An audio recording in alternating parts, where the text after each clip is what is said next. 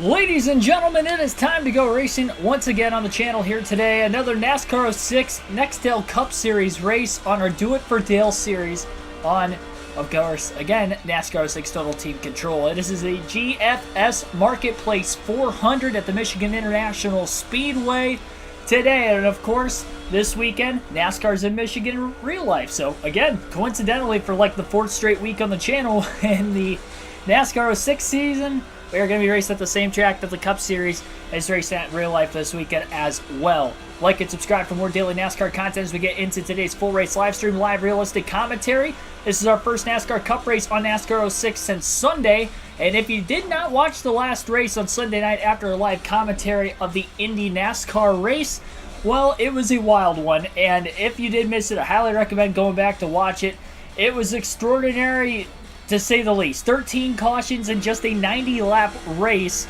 Probably going to have some rivals going into Michigan today, unfortunately, with getting caught up in a couple of those accidents. Dale Jr. had to fight from the back to the front, back and forth, and ended up with a second-place finish at the end of the day. He only led one lap, and it was under caution further back in the race, but that was good enough for him to at least get 5 bonus points. And the guy who won it dominated the race, and that was Mr. Jeff Gordon, getting his second win of the season, and his first on a road course this year.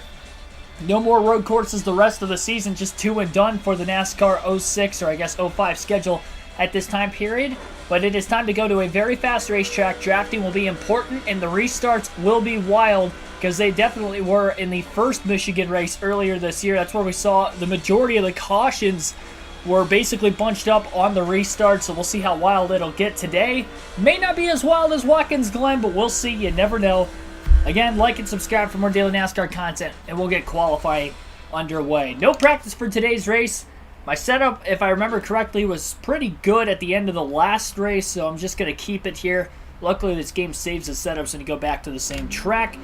So I'm banking on the fact that it's going to be good. Now, I did drop the air pressure a little bit to try to give me a bit more grip because I'm not practicing, so if I need to adjust the air pressure back to where it was for the start of the race, I will, or drop it even more, I definitely will.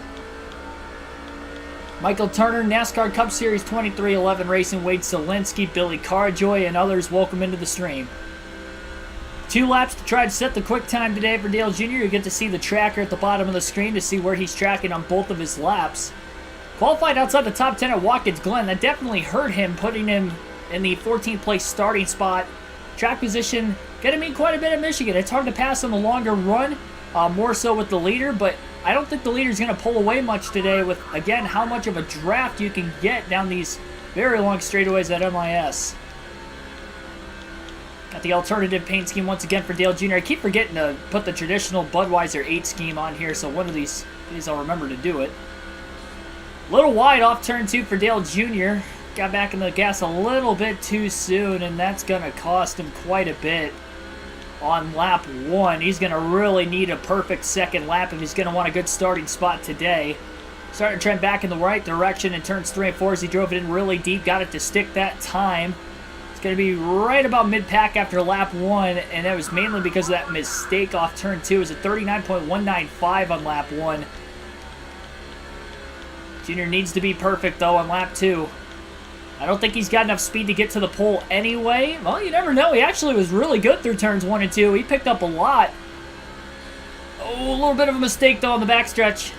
That's going to scrub off just a little bit of straightaway speed. It's getting just a bit too wide off turn 2. Might have to put that air pressure back into the car again.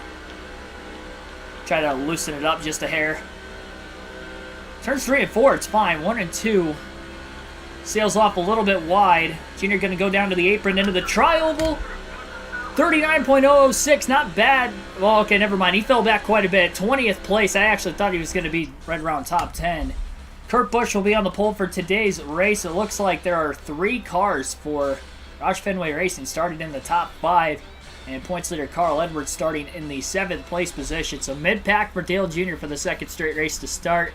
And this could be trouble in the beginning, considering, again, how crazy these starts and restarts are going to be at Michigan. I don't think mid-pack's where Dale Jr. is going to want to be. Hopefully he can survive the start.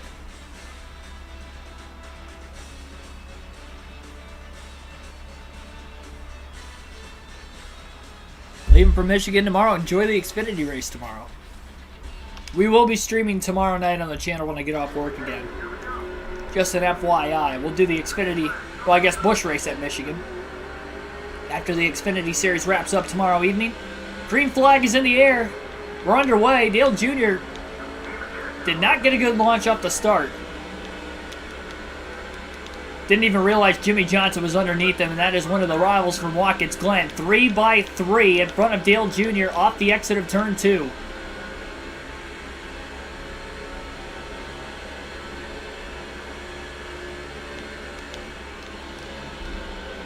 Jr. still stuck on the outside lane. Shane Meal in front of him. Dale Jr. trying to pull out, get a little bit of clean air in the middle of the corner. Mostly 2x2 now all of a sudden, but there is a little bit of 3-wide racing going on inside the top 10. And Dale Jr. already lost 4 spots off the initial start after he did not get a great launch into turn 1. Stuck in the dirty air with the 2x2 traffic in front of him still. Lap 1 is complete.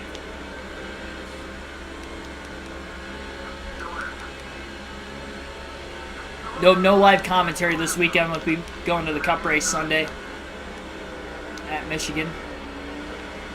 I don't get off of work early enough tomorrow for the Xfinity race to do commentary for that one. And the trucks are off this weekend. Junior going to get around Shane Meal off turn 4. He's underneath the 36 car of Boris Said now. Is coming in off a top 10 finish at Watkins Glen. Boris Said, of course, a road course ringer, so maybe not a surprise that he had a good finish in that race. Dale Jr. down on the bottom. A little slide job on Nemechek. That was dangerous. Contact was made. I think I just now realized I forgot to put the air pressure into the race car for the start of the race like I said I was going to do for qualifying, because Junior has already gotten into the wall 3 times today, all in turns 1 and 2, which is where he struggled in qualifying.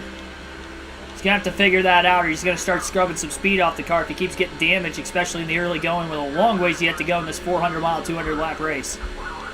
Fuel windows should be interesting. It should be anywhere between a 3 to a 4-stop race today, depending on when these drivers pit. Closer they can make it to 50 laps, and more of a shot they'll be able to make it on 3 stops. Still 3 wide up at the very front of the field as Carl Edwards, who started 7th, has gotten to the lead.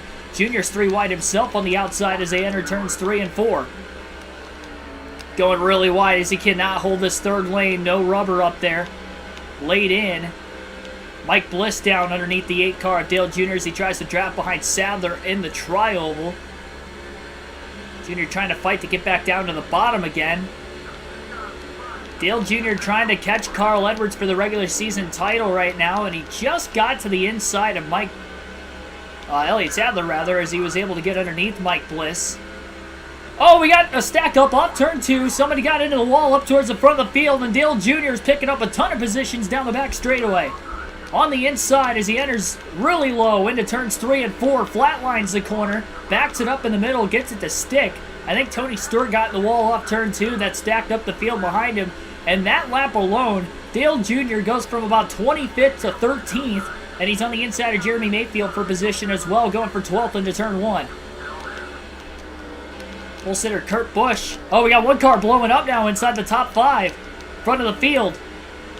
Looked like it might have been Travis Quaffle in the 77, having problems. So he drops down to the bottom of the racetrack. And Quaffle will try to make it back to pit road unscathed as we continue to stay green for the time being. Kenny Wallace now to the inside of Dale Jr. into turn 3. Trying to get his 12th place position back on the 8 car. Derek Booth, welcome into the stream.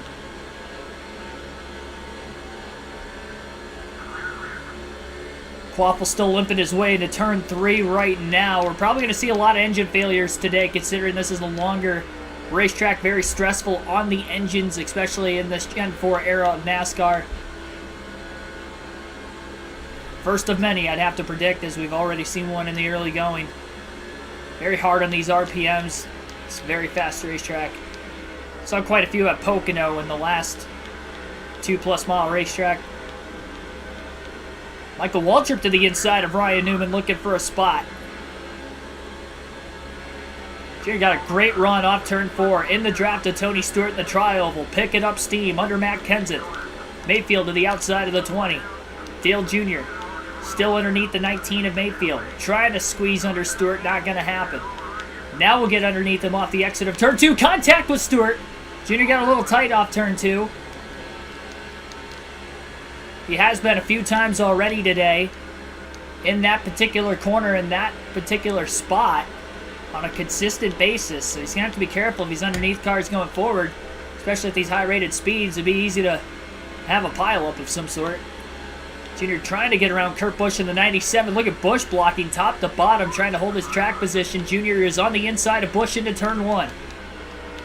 Kurt not giving Dale Jr. a lot of room. Junior trying not to get tight in the middle of the corner, and as he starts to, he lifts so he can drop in line behind Busch.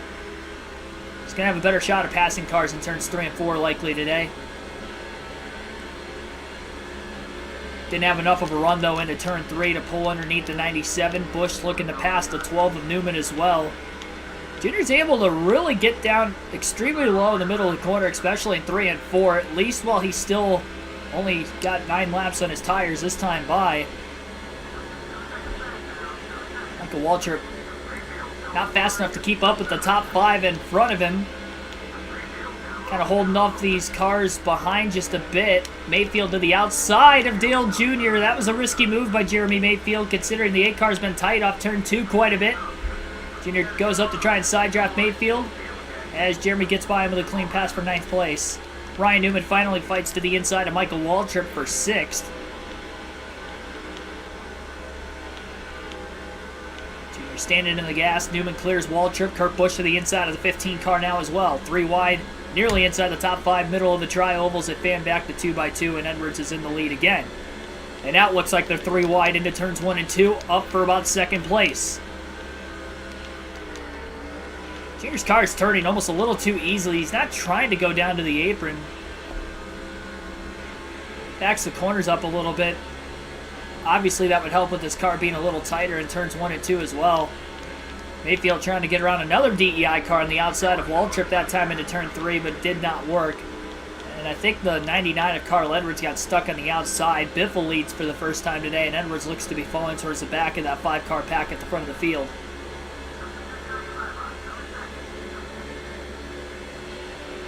Already seen a few different leaders in today's race. Jeff Gordon. I don't know if Kurt Busch led a lap or not, but obviously he qualified on the pole. Edwards and Biffle have now led at least 1 lap.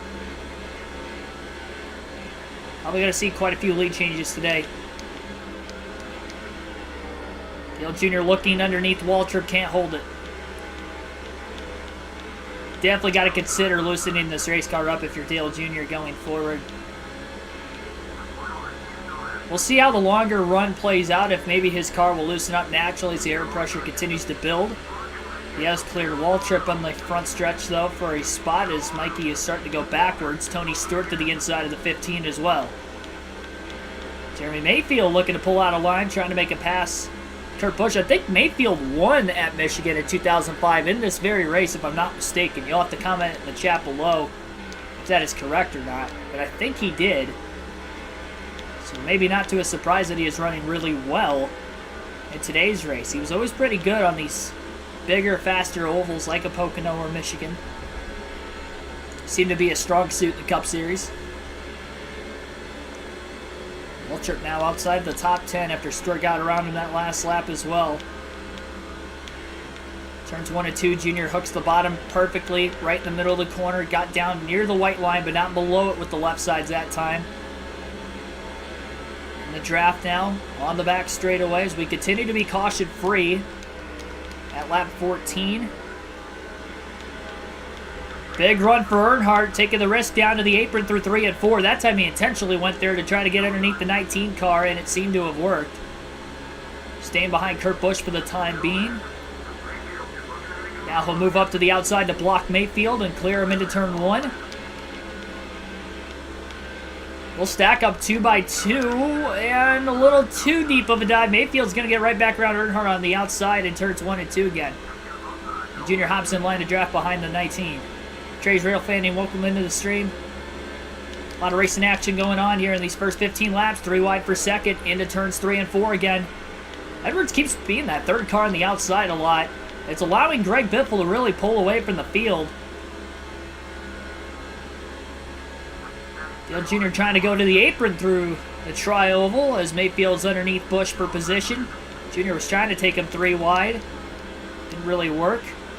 Really trying to wide arc through turns 1 and 2. Just trying different things repetitively. Mark Bancroft, welcome to the stream. 2006 or 2005. For Mayfield, yeah, it was one of those years. I was thinking it might have been 05. I feel like he never won past that season for whatever reason. I could be wrong. By the way, though, this 4-car group of Ryan Newman, Jeremy Mayfield, Dale Jr., and Kurt Busch are slowly catching the top 5, especially with how they've been racing 2 and 3 wide consistently. Even though there's been passes per position between the 4 cars of the 12, 19, 8, 97, they're not going 3 wide. They're going side by side, so they are slowly catching them. Mayfield looking to make a pass on Newman. Mayfield seems to be really good in turns 1 and 2.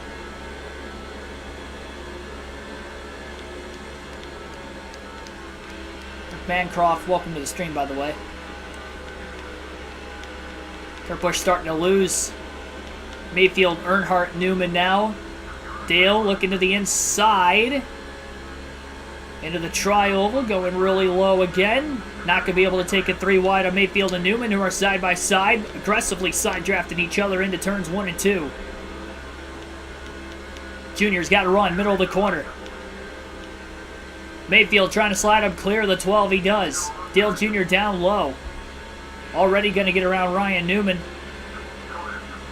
Or at least on the inside into turn 3. Hasn't cleared him yet.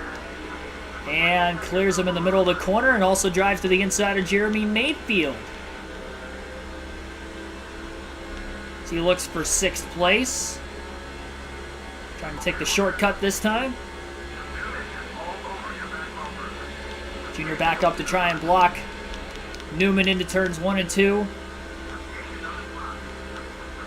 Junior didn't get extremely tight in turn 2 that time, and he's able to clear Jeremy Mayfield. Oh, well, never mind. I spoke too soon. I mean, he still cleared Mayfield, but he did get tight off turn 2. He ran extremely low in the middle of the corner, though. That probably didn't help. Not quite close enough to draft off those cars in front of him yet. Oh, man, Junior got loose that time. Off turn 4, a little contact with Newman as a result. Trying to go back up and block Mayfield now. Mayfield took the air off the rear spoiler of the 8 car. They never made contact, but that's why Junior's car got so loose all of a sudden with Newman underneath him. As he started turning, oh, there he goes again. Another big moment off turn 2.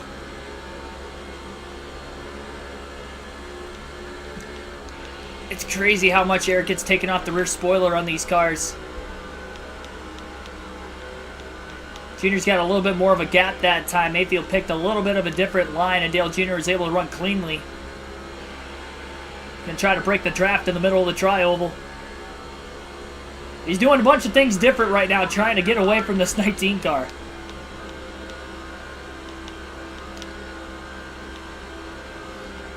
Mark DeMars, welcome into the stream.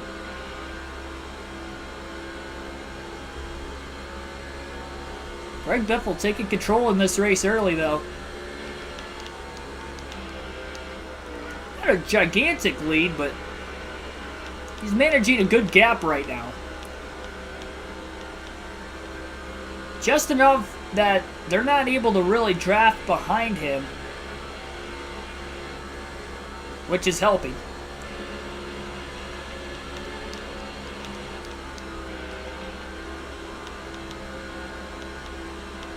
Junior might have to just try to pick a different line than Mayfield. Mayfield's been testing the outside. He's passed Junior up there twice in turns 1 and 2, so that might be why he's trying to do that. It's at least allowing Dale Jr. not to get arrow loose in the middle of the corner.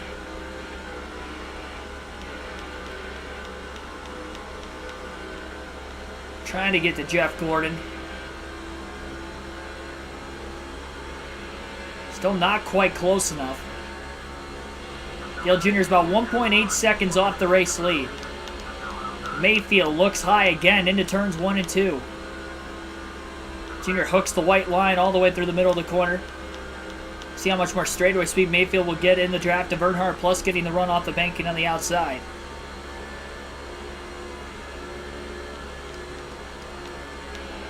Gordon dropped back. Yeah, he's in 5th. Kevin Harvick in 4th. Carl Edwards would be in 3rd. Not quite sure who the 2nd place car is, and then Greg Biffle would be the leader. No live leaderboard or anything of that nature on this game that we could check.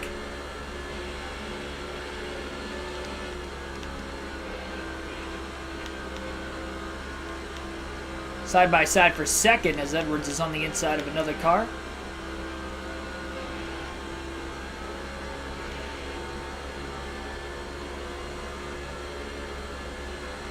Junior about a 1/10 of a second quicker that last lap than the race leader, Greg Biffle. And he's looking to be about another 1/10 of a second quicker this lap as well. A little less than a 1/10 of a second quicker, but didn't go low to break the draft that time, and Jeremy Mayfield got a run on him. Crossover in the battle for 2nd. Junior going up the track just a little bit. He's really trying not to let that 19 car get all over his back bumper and risk getting aero loose. So might let the 19 car go as Jeremy Mayfield's down low into turn 3 now. Dale Jr. up on the outside. Smart move by Earnhardt, just moving up out of the way, trying to make sure he doesn't get aero loose anymore, and drops in line behind Mayfield for the time being as we are 25 laps in at the Michigan International Speedway. Trying to make it to lap 50, so hopefully it's a 3-stop race for Dale Jr. As of right now, he just hit the halfway mark on fuel right as he was crossing the start-finish line to complete 25 laps, so he is pretty close. Jeff Gordon has made a pass for 4th place on Kevin Harvick off the exit of turn 2. They're still side by side, Gordon down low, Harvick on the outside. And as they run side by side, it is allowing Dale Jr. and Jeremy Mayfield to slowly close in on the 2 cars in front of them. Mayfield in the draft. Dale Jr. stays behind the 19 as well, and Jeremy's getting a massive run right now in the tri-oval. Look at the speeds down at the bottom left-hand corner of the screen. 199 miles an hour into turn 1. Angus Phelps, welcome to the stream. Ay. Junior's definitely starting to get a little loose. I might not make an air pressure adjustment. He was not this loose at the start of the run. He was actually tight, but the cars really got loose all of a sudden, especially with cars directly in line behind him. Yeah, this is live stream. This is not pre-recorded. Doing the live commentary as I go. Another battle for 2nd. The 99 and whoever he is battling with on a consistent basis. That's a good battle going on. It might be Mark Martin in the 6th, but I'm not entirely sure. And as they battle, Gordon, Harvick, Mayfield, Earnhardt slowly closing in. Greg Biffle able to manage his gap. Harvick back to the inside of Gordon. Junior's going to have to be careful. He got into Harvick, actually wrecked him late at Watkins Glen, costed Harvick a top 10, and actually bumped him below the cutoff line. He is just in line behind Kurt Busch in points. He's ahead of Busch as they run, but qualified behind the 97. No stage points on the line, though, obviously in the 05 season, so it's all about where you finish. Harvick in a good spot right now, but this is a tough track on engine, so hopefully the good speed doesn't really cost him in the late going. Jeremy Mayfield down low underneath Jeff Gordon. Earnhardt going with Mayfield. May look even lower into turns 3 and 4. Nope, not going to have a run to take it 3 wide, but he also will duck under Gordon as Gordon's held out of line. Mayfield also looking low underneath of Kevin Harvick in the 29 car, and he may get there if Harvick doesn't try to throw the block. Harvick does throw the block on Mayfield. Junior's going to try to widen his arc out into turns 1 and 2 just a little bit more. Mayfield does not. Right in line behind the 29. Earnhardt way down low. Almost overdrove the corner. Pulls up alongside Mayfield. Great move still by Earnhardt. Especially the loose race car to drive it in that low into the corner and actually hang on to it. Earlier in the run, he probably would have gotten tight and maybe washed up into Mayfield. So maybe his car loosening up definitely helped him get the grip he needed to make the corner as low as he drove it in. 5th place. Might have to be patient behind Kevin Harvick if you're Dale Earnhardt Jr. here. Roush Fenway running 1, 2, 3 at the front of the field. Biffle, Edwards, Martin. With a couple of Chevrolets behind them in 4th and 5th for RCR and DEI of Kevin Harvick and Dale Jr. Harvick going way down low to try and block Earnhardt on the back straightaway. Into turns 3 and 4. Harvick on the inside of Martin. Dale Jr. follows Harvick. Way down low off turn 4. Goes the 8 car. Decides to just hop back in line behind the 29. Try to help him in the draft. As they work together down this long front straightaway at Michigan. 200 miles an hour into turn 1. And Earnhardt will pull clear of Martin as well as Harvick in turns 1 and 2. For being rivals, the 29 and the 8 are working well together right now.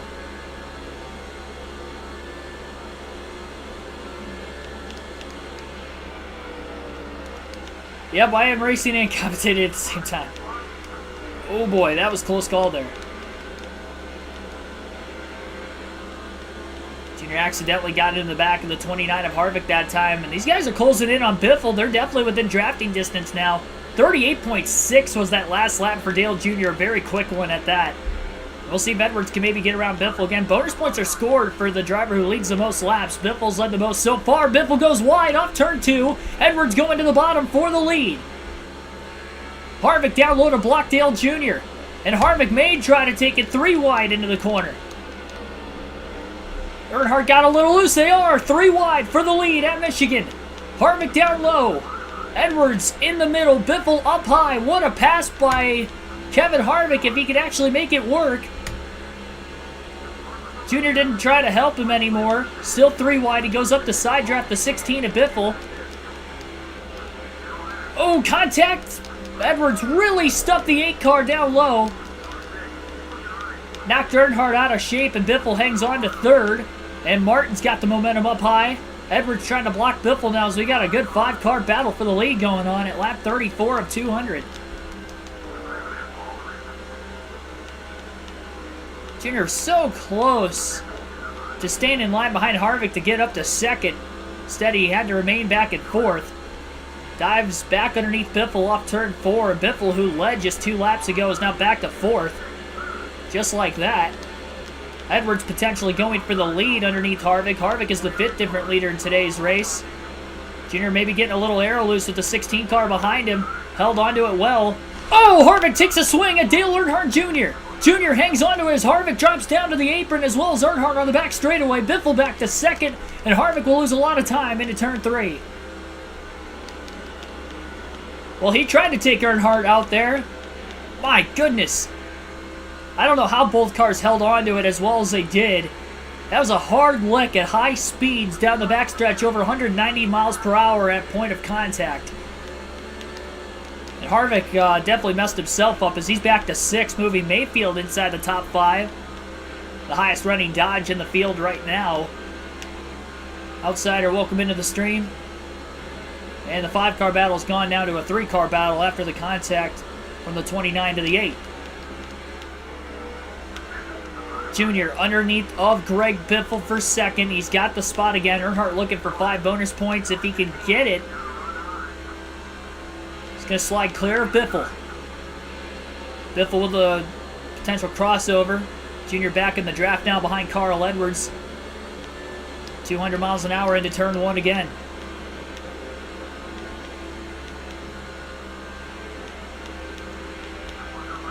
Junior back down low under Edwards off turn 2.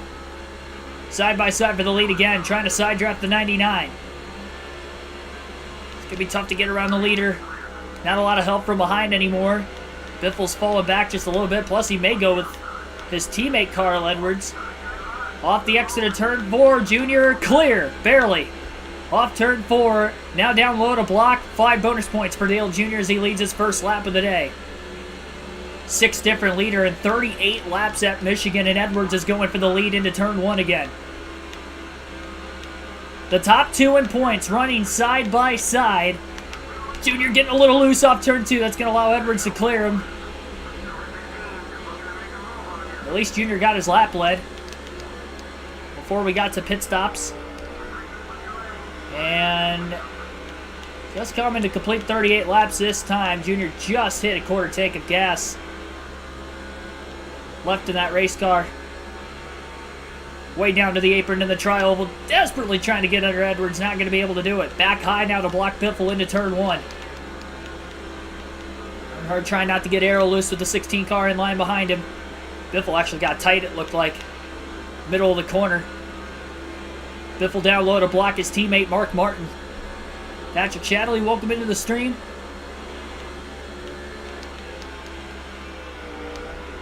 Got some good racing going on at MIS today. Junior looking low, just gonna get underneath Edwards off turn 4. Potentially. Deep dive there, not gonna really pan out for him. Back in the draft, Biffle to the outside for second. Martin down low, following the 8 of Dale Jr. Really close behind the 8 car. Junior managing the throttle, just trying to make sure that car doesn't slip out from underneath him. Mark Martin made a great pass on Biffle for 3rd place. He's all clear in the backstretch, it looks like. Junior back in the draft of Carl Edwards. A lot better through 3 and 4 than the 99 car. He drove it in a lot deeper, got it to stick, middle of the corner, closes in on the 99. Edwards blocking just a bit off turn 4, and Junior's going to have to get that momentum back again in the draft.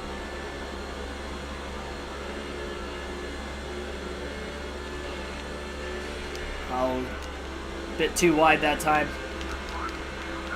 Edwards actually went wide himself, but obviously not as bad of a corner for the 99 compared to the 8. Oh my goodness. Earnhardt getting loose, trying to side draft the 6, trying to slow him down just a little bit extra. Mark Martin might be going for the lead now. Crazy speed from the 6 of Mark Martin. Oh, Biffle Jr. get together just a bit. Slowing those 2 cars down a little bit. 1, 2, 3 for Roush Fenway again. Mark Martin, the 7th different leader in 42 laps. What a race. Comers and goers. Junior overdrove 1 and 2 a little bit. Down to that apron. This car's getting extremely loose all of a sudden. He is almost out of drafting range behind the top 3 all of a sudden. Trying to stay with him. Ford's working together. Junior's outnumbered right now as far as teammates go. Waltrip was in the top 10 earlier. Junior versus RFK. Well, this is prior to RFK. At the time, it was just Roush Fenway.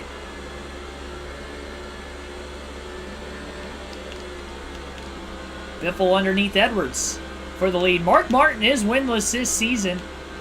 He's 20th in points coming in, but he is running really well. Noah Hall, by the way, welcome into the stream as well. Biffle on the inside of Martin after Martin's led the last couple laps. They're running side by side, allowing Dale Jr. to close back in again. 1/8 of a tank of fuel left as they come to lap 44 this time. Probably going to see some cars pitting sometime soon, so going to have to watch out behind these guys. If Junior is behind them in the middle of the corner, and you can see both rear tires in the yellow on the tire wear indicator right now for Dale Jr. Really showing that car is definitely getting loose. Massive push to the back of the 99. Middle of the corner. Dale Jr. sliding again. Drove it in a bit too deep. And he is not going to have the momentum off the exit for Martin. He'll be able to pull clear. I might have to drop the air pressure a little bit more, to be completely honest. Snug it up. It's tight in the beginning of the run, but it has gotten loose in a hurry. And Junior's really struggling in the middle of the corner. Middle to exit. It turns in fine. It's just middle to exit. It is pretty tough. I know I'm clipping the apron, but that's because it's turning a little too much. It's able to get in front of the 16 car at least. It's crazy how close these guys are racing nose to tail. Edwards pulling towards the bottom. Will he pit this time? Off turn 4. Now he slides wide right in front of the 6 of Martin, so Edwards may not be pitting. Junior got really low. He wasn't sure if Edwards was blocking him or if he was trying to come into the pits, and I think that was just a block by Edwards. I don't think he was trying to pit there. Dale Jr. ended up checking up because he wasn't sure if the 99 was going to keep coming down and make his way to pit road or not. Jr. all the way down on the apron. That was an aggressive block by Carl Edwards. Again, battling for the regular season championship with Dale Jr. We have just 3 races to go in the regular season following tonight's race. Biffle falling back just a little bit on the 6 and the 99. Ethan, welcome into the stream also. Lap 47. Nobody has made a pit stop yet. All trying to make it 50 laps. Martin going for the lead in turns 1 and 2 again over Carl Edwards. Jeremy Mayfield has now caught Dale Jr. Jr.'s about a second off the lead. He's definitely not close enough to draft off Biffle, Edwards, or Martin anymore for the time being. Some cars at the tail of the field are just hitting pit road. And anybody that pits prior to lap 50 is probably not going to be able to make it on 3 stops today. Junior's just really desperately trying to make it to lap 50. It's going to be tough. That fuel indicator is in dark red right now. 38.9 that last lap. Junior in the draft running about 38.6s. Plus his older tires definitely causing the pace to drop just a bit. Truex is on pit road, first of the 3 DEI cars that is in. Michael Waltrip still yet to make his stop. A lot of drivers came into the pits that time. No lap traffic yet with this being a longer oval. Junior's closing the gap a little bit on the cars in front of him. You short pit, you're likely going to come out with the lead if you're any one of these 4, but then you're in danger of not making it on 3 stops if it goes caution-free to the end.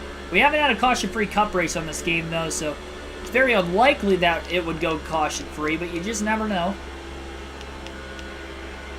Especially if that's as aggressive as the racing's been so far. Been amazing to watch. They've kept it clean. Oh, and Edwards blows a motor! Huge regular season championship implications. Carl Edwards, right before his first pit stop, has detonated his engine while running in second. That is a huge domino to fall, and Dale Jr. with a huge points day today can now take the points lead with 3 races to go in the regular season. He came in just over 130 points out, and it was going to be tough to catch Edwards even on consistency, but now the door is open. Contact between Biffle and Jr. Jr. accidentally got into his left rear. Oh my goodness, got into him again. Biffle might be trying to pit this time into turns 3 and 4. He's really crowding Dale Jr. Running him up the track quite a bit right now. And Biffle not going to be able to pit that time. I think he wanted to pit with Martin.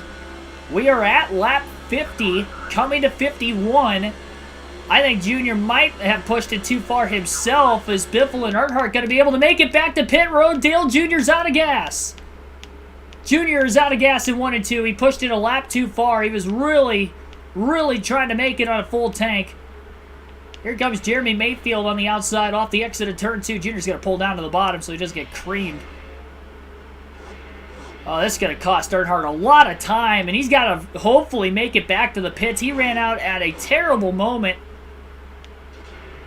Biffle's going to be able to make it, it looks like. Junior's going to have to stay extremely low here. The good news is with him going this far, the likelihood of him being able to make it up 3 stops is very, very likely. But he is coasting extremely slow. So first, oh, big wreck. He gets clobbered from behind. Junior is out of gas and his day is over.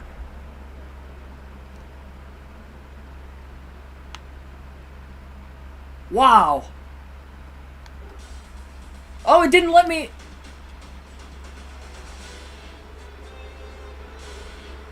It didn't let me finish the...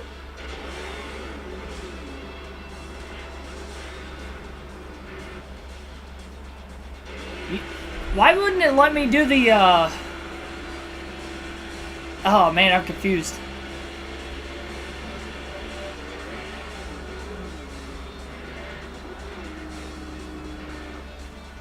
Did I DNF off after that hit? Was that Jeff Burton that hit me? iRacer CB, welcome to the stream. Brandon Wilson. 3 straight races DNF. Well, no, not... I don't know what that came from, but... It's not 3... I'm confused. So I understand I ran out of gas, caution came out, I was out of fuel. I'm trying to figure out why I couldn't swap to Michael Waltrip or Martin Truex Jr. Because usually in that case, you could swap to your teammates for the rest of the race if I was out. But for whatever reason, it didn't let me that time. Which I'm a little upset about, I'm not going to lie.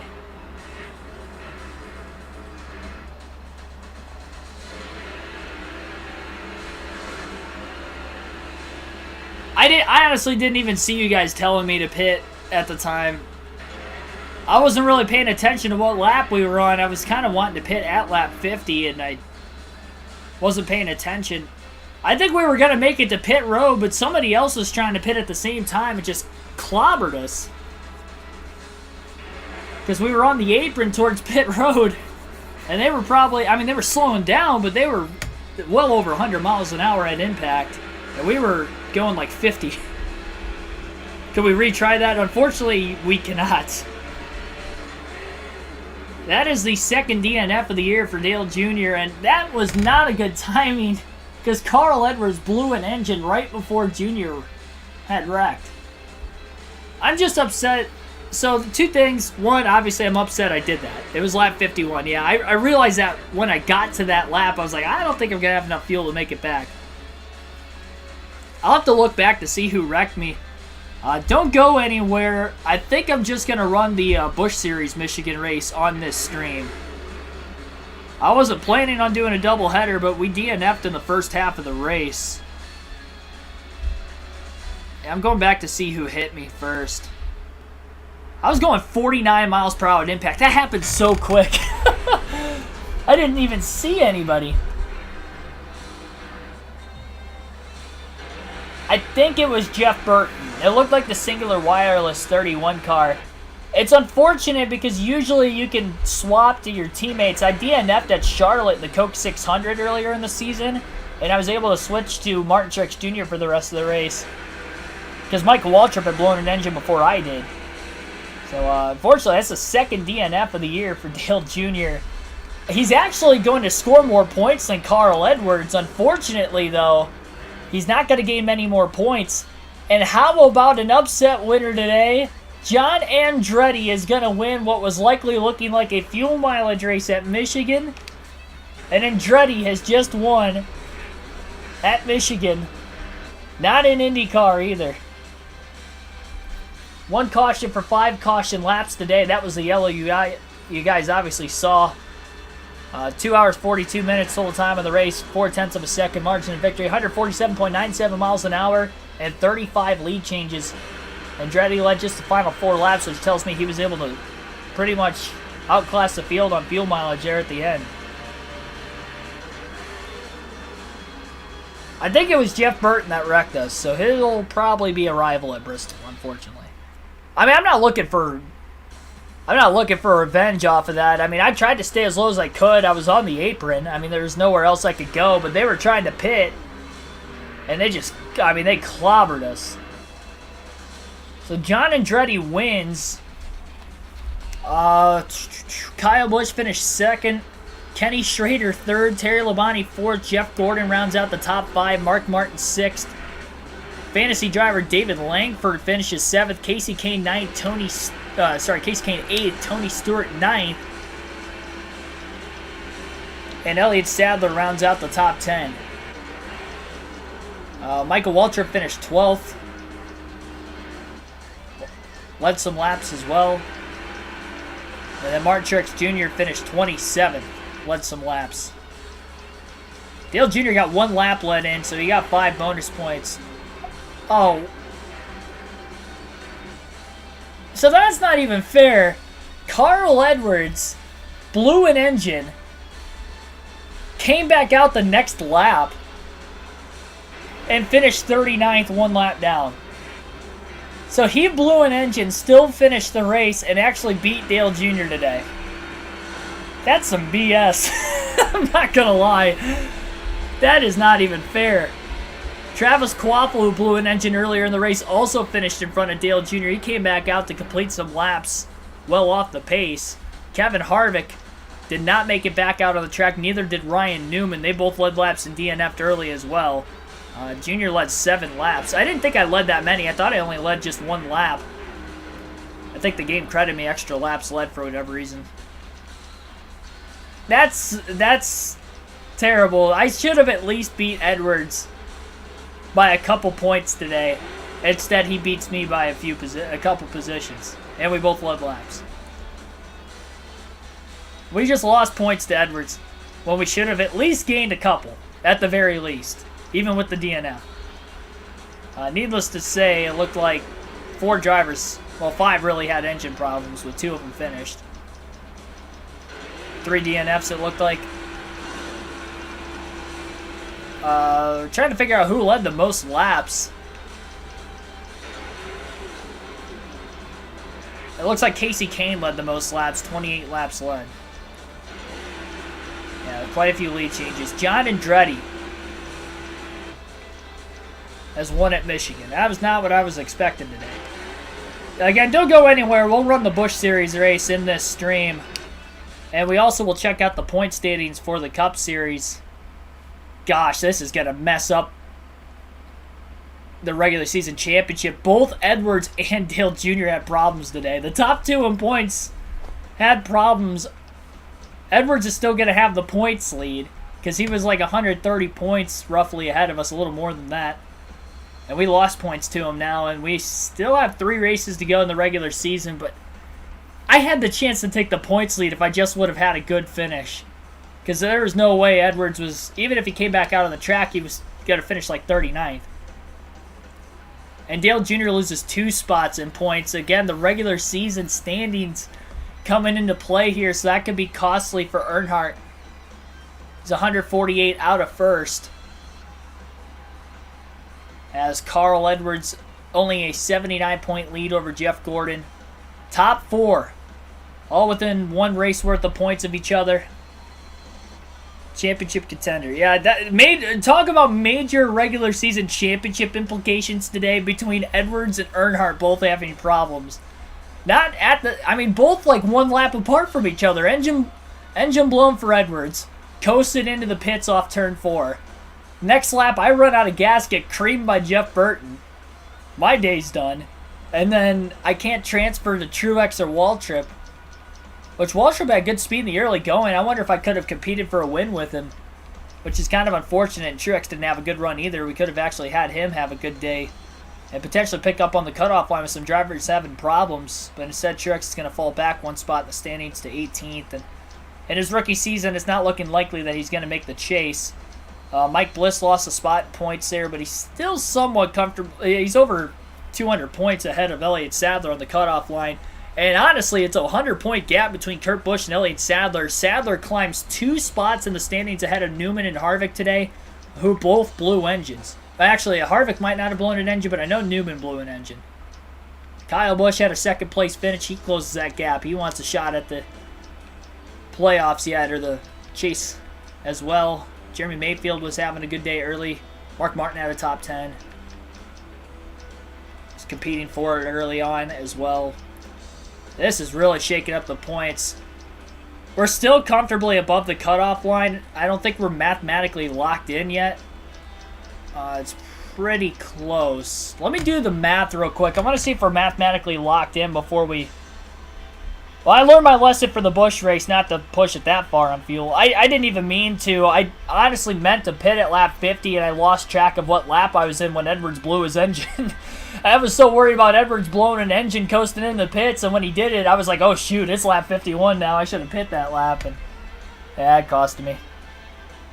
Hey, you love EA Sports racing game rules. I wish it's weird. If you DNF because of a wreck, you could swap to your teammates, but if you run out of gas, you can't, which is weird.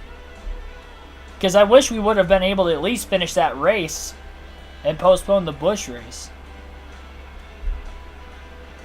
Toxic Punk Youngboy, welcome to stream as well. Rod G, welcome in. Andretti wins IndyCar race, LOL, yeah. Yeah, not IndyCar at Michigan, but he wins His third career Cup race overall.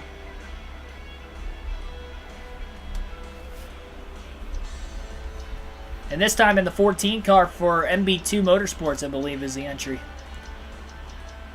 And I believe he's the 10th different winner this season. Let me check. I mean, I believe it. It looked like it was going to be a fuel mileage race for obvious reasons, as we saw. So, I mean, anybody really could have won as long as they were on the lead lap. So, I'll credit Andretti with the win, even though it kind of randomized the field. There were drivers that finished up in the top 10 that were actually competing, too, like Mark Martin. Tony Stewart was in the top 10. Mayfield. I don't know where Kyle Busch was, but... let's see here. 1, 2, 3, 4, 5, 6, 7, 8. Yeah, that's the 10th different winner so far this season is Andretti. Where is he at in points? John Andretti is... Goodness gracious. 36th in points and got the win today. And Kenny Schrader was 37th in points and finished third. How about that? That's great to see. Theoretically, under this... the top 35 and unders points, theoretically, they're not locks to make it to the next race on qualifying time. And they finished first and third in this race today. That is unbelievable. As Kyle Petty, who was 40th in points, will say, that's incredible. Langford had a 6th place finish. He's 45th in points. He hasn't even started every race. Oh my goodness. Crazy. On to Michigan 2.0. I gotta unlock some chase plates first. Well, I didn't even make it to the end of the race. I probably didn't get that many. Yeah, never mind. I might be able to lock maybe one. Trying to get all the fantasy tracks unlocked for the custom schedule seasons the second time around. Trying to see if there's any 3001s. Yeah, there's a couple. Alright.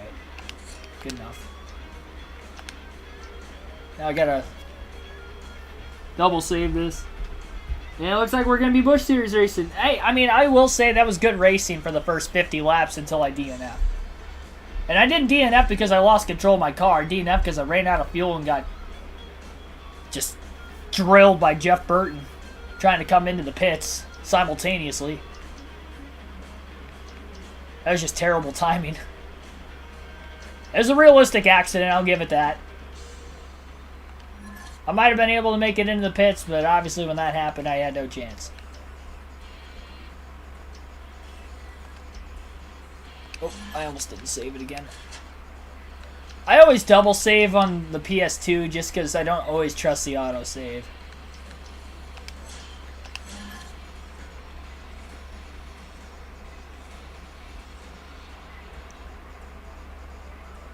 Yeah, I actually saw Mr. Beast hit 100 million subs like earlier in the week. I don't watch his stuff all the time. His videos are short enough and he doesn't post, like, what, he posts usually like once or twice a month. So usually, like, I'll go like 3 months without watching. I'll be like, oh, there's like 4 videos and I like watch them all in a row. I've watched a lot of his stuff. Obviously good content, especially when you consider the fact you have over 100 million subscribers. It's going to be good. It's insane the views on some of his videos. Like, he has more people that watch... He literally has more people that watch his videos than that watch the Super Bowl on a worldwide basis. That's insane. Gonna have PTSD after that race. Well, we get redemption. I am running the Busch Series race at Michigan. I was gonna run it tomorrow night. It looks like we'll be running Bristol tomorrow night for the... Might do a Busch Series, Truck Series doubleheader at Bristol tomorrow, to be completely honest. I'm not entirely sure.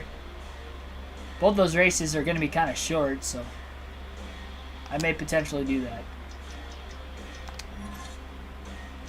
Yeah, we've got a good little battle for the championship right now in the Busch Series between Clint Boyer and Dale Jr. Boyer's got a bigger lead than what Edwards had tonight.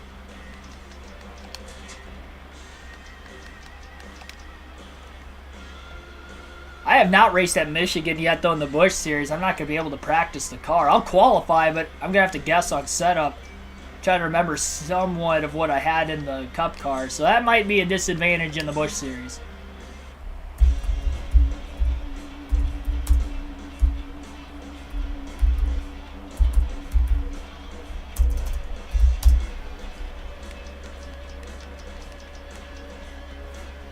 There's a look down to the top 10 in points.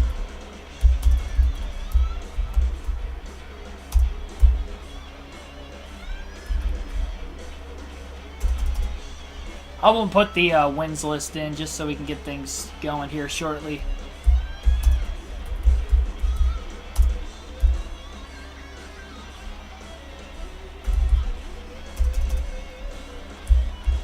But Clint Boyer and Dale Jr. are tied for the most wins in the Busch Series season with 7 apiece right now.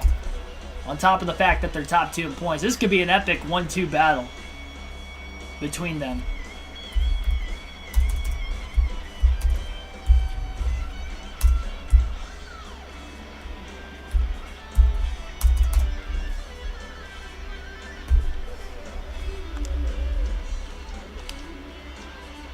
All right, the Michigan 250.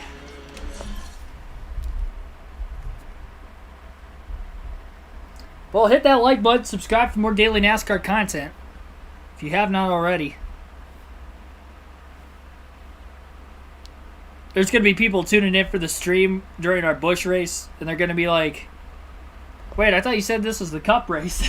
You know, I'll say go back and watch like the first 50 laps at the very, very beginning, and you'll see what happened. But hello, race fans. EA Sports welcomes you to the Michigan 250 for the NASCAR Busch Series at the Michigan International Speedway. This wide fast track provides some of the most exciting. Knowing I could have had, I went from could have having the points lead to, well, that might be the final nail in the coffin and trying to win the regular season championship, just like that. Because now we got 3 drivers to try and pass, and we didn't lose many points to Edwards because he didn't. I mean, like I said, he had engine problems too. We'll probably see some engine problems in this. I mean, there was 5 drivers that had engine problems in 50 laps. I mean, we were probably going to have like half the field DNF because of engine issues. Who's to say more drivers in the top 10 weren't going to have problems? Newman, he was 11 the points going in, and he's well behind the cutoff line all of a sudden now. I'm going to drop the air pressure down lower than what I had it in the Cup car, that's for certain. Put the downforce all the way up. Fender flare. Let's go with that. I'm winging the setup. Into qualifying for the Busch Series. We'll see where Dale Jr. is going to end up. Like Boyer blows up, Jr. runs out of gas, gets slammed on this carbon copy. Could you imagine if that happens 2 races in a row? Oh my gosh. Points leader blows up, next lap I run out of gas, get ass packed from behind. Oh my. I'd laugh so hard, honestly, if that happened again. I was just in shock when that happened the first time, but if it happens a second time, I mean, lightning could strike twice. Honestly, if Boyer blows up, next lap, I might pit even if I'm not on the edge of fuel. Just knowing I might be in danger. This one's going to be a lot more straightforward, though. 2-stop race. It's 250 miles, so it's not on that even 100-mile marker. So it's going to be a pretty routine 2-stop race, so no need to really risk it on fuel like in the Cup Series. And Dale Jr. going to hopefully not mess up a qualifying lap and start a little closer to the front of the field. Qualify 20th in the Cup race, so that definitely cost him off the start. A lot better through turns 1 and 2 that time. I'd say the setup feels a lot better than the Cup car. Of course, not as high of speeds and horsepower in the Busch cars compared to the Cup cars. But Jr. really flatlined it into turn 3. Might have overdrove it just a bit, but he still got a good lap going for him. A chance to pick it up on lap 2. It's going to be top 10, it looks like, in lap 1. 39.295, 10th fastest, so he's already guaranteed a top 10 starting spot. He was really good in 1 and 2 last time. He's just going to have to do a little better job in 3 and 4. I'd say he even did maybe even better that time in 1 and 2. A little bit lower, got it to stick. A little lower off the exit of turn 2 as well. And he is tracking. If he has a good 3 and 4, he may have a shot at the pole here. Oh, that was a lot better that time. He washed up a little bit in the middle of the corner, but nowhere near as bad. And off turn 4, I don't think he's going to have the straightaway speed. He's going to go to the apron in the middle of the tri-oval. 39.252. He was a little bit quicker. It'll be 8th fastest. So I'll take that. It's a good starting spot for Dale Jr. And Clinton Boyer is going to be on the pole with a 39.0. We're going to have to find 210 somewhere. And I like the handling. I'm going to keep it the way it is right now. If we have to make any adjustments, we know we're going to get 2 stops guaranteed. And we're going to be seeing some crazy restarts in this Busch Series. The Busch Series has been a little more sloppy than the Cup Series this season, so we'll see how this is going to play out. Watkins Glen, the last race last night on the channel, or 2 nights ago on the channel, we ended with 12 cautions in an 82-lap race. 36 laps under caution and 82 laps in the race. Almost half the race under yellow. Time for the ignition stream, I don't know. Not tonight. I need to practice up on that. I don't have time for another Cup race today. It's already almost 7:30. I still got to work tomorrow. Green flag in the air. We are underway at Michigan. Dale Jr., who started 8th, on the outside, trying to get down to the bottom. It's going to be tough. Edwards did not take off well. Dale Jr. was able to side draft him off the start. And Jr. kind of washing up just a little bit in turns 1 and 2. Man, he's really close to the wall there. Trying to side draft Brian Vickers down on the bottom lane towards turn 3. Still side by side for the lead. Clint Boyer went high. Meal got under him. They're 3 wide for second. Boyer is not going to lead the opening lap. And Truex with a slide job on his teammate off turn 4. Junior loses 3 spots on the opening lap. Shane Meal leads lap 1 after starting 3rd. And Boyer does not lead a lap, which is good for the season standings for Junior's sake. 3 wide in turns 1 and 2 right now. He's going to let Truex go. Truex has a rocket ship. A little contact. Somebody threw a late block off turn 2 up at the front of the field, down at the bottom of the track. And they're 3 by 3 going into turn 3 right now. Boyer's still stuck on the outside. I don't even know how he ended up there. I think he just overdrove turn 3 and lost the bottom, and now John Hamilton will lead lap 2 after Meal led the opening lap. I'm not even sure where John Hamilton started. Junior got back around Truex Jr. Dale Jr. passed Truex Jr. that time.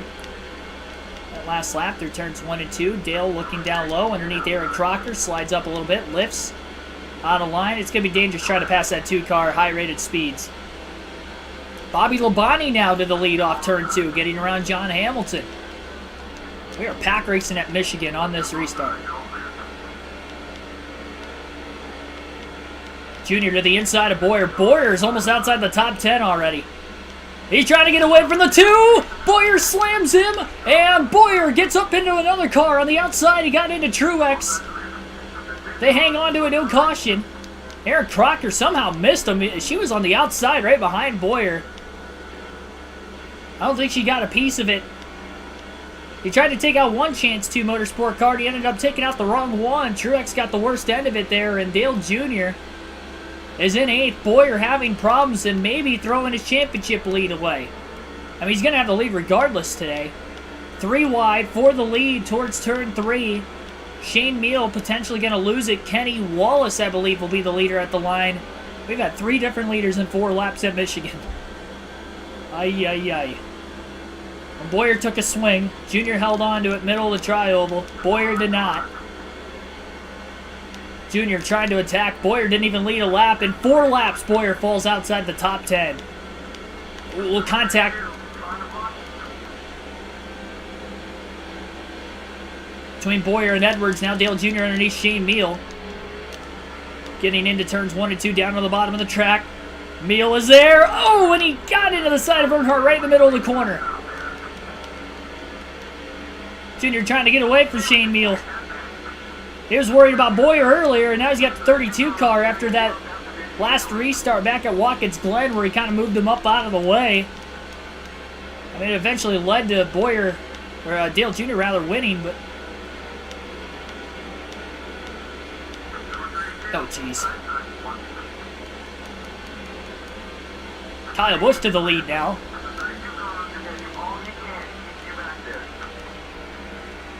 Busch is going to be the 5th different leader.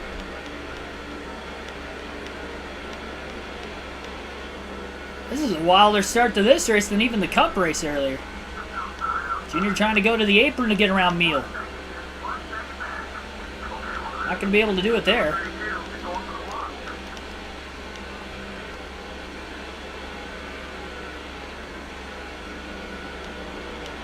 Junior wants to get around this 32 car cleanly. I don't think Meal's going to make it easy for Earnhardt. He already didn't try. Tried to take him out in the middle of the corner. I don't know how the 81 didn't get right hooked into the wall. He's underneath Shane Meal again, middle of the corner. Dale Jr. is so scared of that 32 car right now, side by side. Off the exit of turn 4, Jr. trying to stay as low as he can. Now he's going to go wide. Trying to clear the 32 car. He is squeezing him. Trying to get around him cleanly out. A little help in the draft with Eric Crocker down low. No help for the 32 car up high. And Dale Jr. finally gets around Meal for 6th.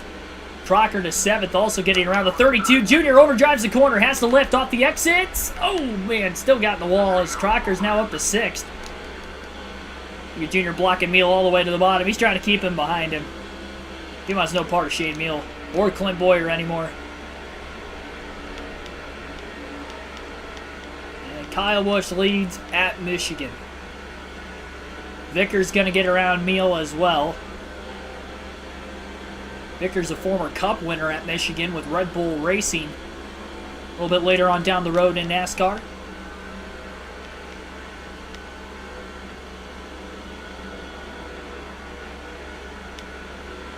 Looked like there was potential trouble down the backstretch. The back half of the field, potentially. A lot of smoke over there.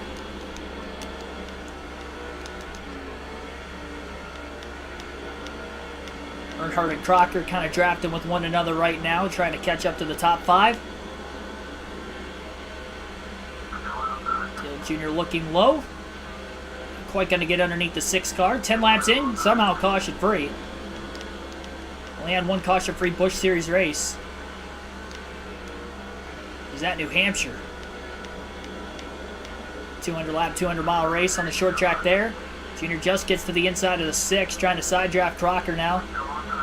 Crocker's still going to pull clear middle of the back straightaway. Carl Edwards up to 2nd is really charged towards the front of the field. He's trying to get to the lead. Jr. finally to the inside of Crocker again, but no drafting help down on the inside for Earnhardt. Trying to get all the way to the apron, taking the shortest line possible, middle of the front stretch. Crocker now to the inside of the 138 car in front. And side by side for the lead again. Edwards, Kyle Busch. Edwards clear in the lead. He's won 3 Busch races. He blew an engine. Finished 39th. And Dale Jr. wrecked out of the Michigan race, finishing 41st in the Cup Series just moments ago earlier in the stream. For those of you that are just tuning in wondering why the Busch race is on right now and not the Cup race, that would be what happened. And it was at lap 50. Well, 51 where Jr. wrecked, and lap 50 where Edwards had his engine problem. Both were running in the top 3 at the time of their incidences. Just one lap apart from each other. The top 3 really starting to pull away from everybody else right now. Dale Jr. getting blocked extraordinarily down the backstretch by the 138. It would be Carl Edwards, Kyle Busch, and Kenny Wallace are the 3 cars up at the front of the field. Dale Jr. underneath John Hamilton off turn 4. 138 car going to get underneath Aaron Crocker. Dale Jr. drafting with the 138. Trying to get himself into the top 5. He started 8th. He's only gained a couple spots as a net from the start of the race up to 5th. And first time Jr.'s been in the top 5. Took 13 laps to go from 8th to 5th. And Kenny Wallace now to the inside of Kyle Busch for position as well.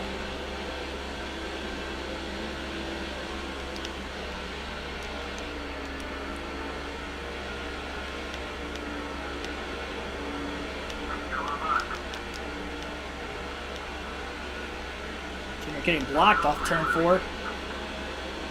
Quite a bit that time. We'll take our first field pass of the race today. We'll see where Martin Truex Jr. in the 8 car is at. Right now he is in the 10th place position, which means Clint Boyer's probably outside the top 10 right now. Truex trying to block. Actually, that's Kenny Wallace behind him. Who was that other car up there then if it wasn't Kenny Wallace? I'm very curious.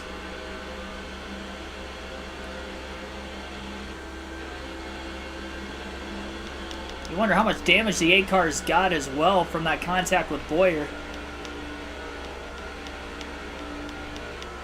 R6, welcome into the stream.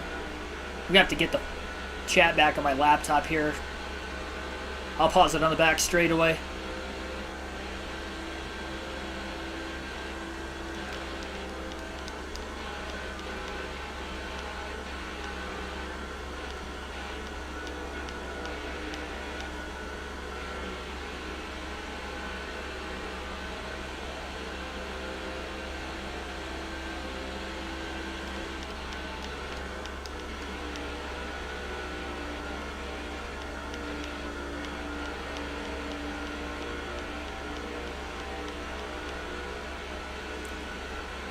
Only 125 laps to deal with this race. And we'll go back to Dale Earnhardt Jr. in the 81 car. Dale Jr. up to 4th. He was able to get by the 138 car. We were racing as Truex, 138 looking low off the exit of turn 2. Dale Jr. going down to block and clear, barely. Trying to hold that track position right now as he tries to close in on the top 3 in front of him. Really angled that corner off quite a bit. Hangs on to it, maybe a bit of aero loose, but still relatively fresher tires. Got aero loose at the end of that Cup race during that first stint on tires, so we'll see how that will play out in this Busch Series race, as he's about 9/10 of a second off the lead. I really want to figure out... Oh, you know what? I think Bobby Labonte in the 19 car might be in second. Now that I think about it. I thought it was Kenny Wallace earlier. I'm thinking it's Bobby Labonte. So you got a couple Cup regulars running 1, 2, and 4 right now on the grid. Actually, 1, 2, 3, and 4 because Kyle Busch is a rookie in the Cup Series. So you got 4 Cup regulars, 1, 2, 3, 4 bushwhacking. Classic 2000s NASCAR. Mid-2000s NASCAR.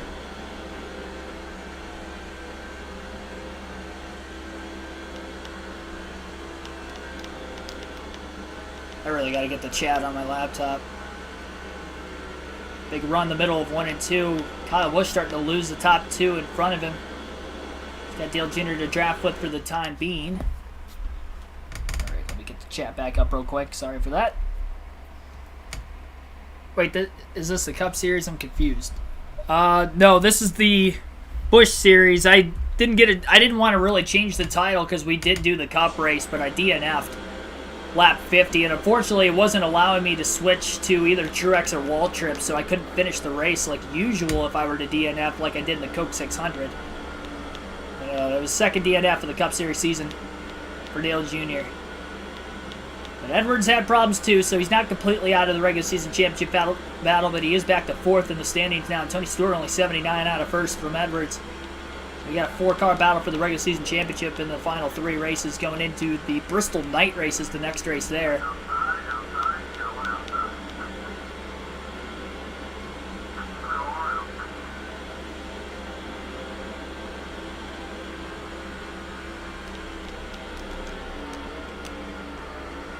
Edwards has a history of wrecking Dale Jr. at Michigan. This is true.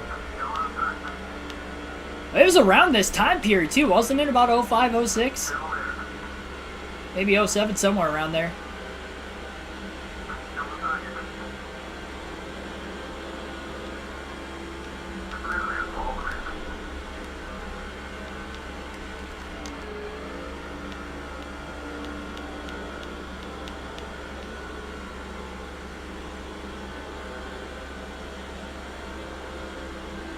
For Express, welcome to the stream.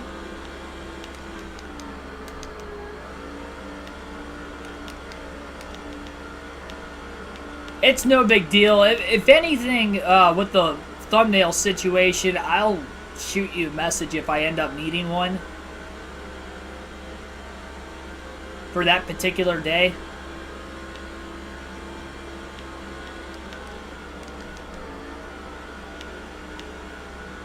It'll be in advance. I mean, it would be of the day of the stream, but I'll know if I'll be able to get one or not. Probably about my lunch break.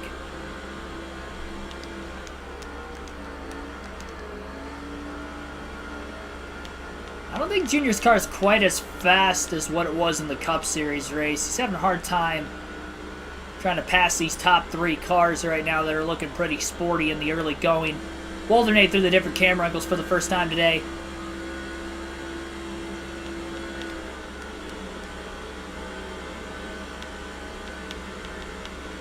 Really good corner, though, through turns 1 and 2 that time.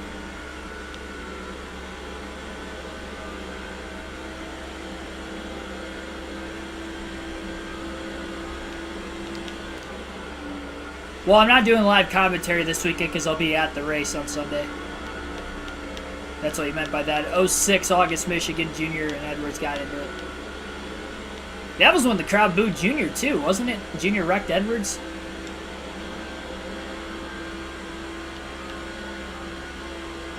Good thing the rivalries won't bleed over into the Cup Series side of things. At least I hope not. It shouldn't, but you never know.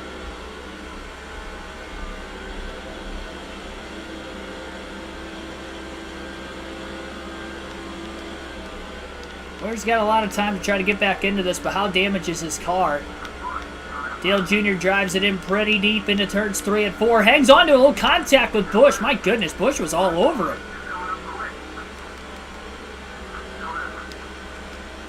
I mean, the fact that Dale Jr. was on the apron and had contact with Kyle Busch goes to show how low Kyle Busch really ran Dale Jr. that time into turns 1 and 2. Thing they didn't wreck, and Jr. finally will take over the third place position from Busch. He was behind him for quite a while.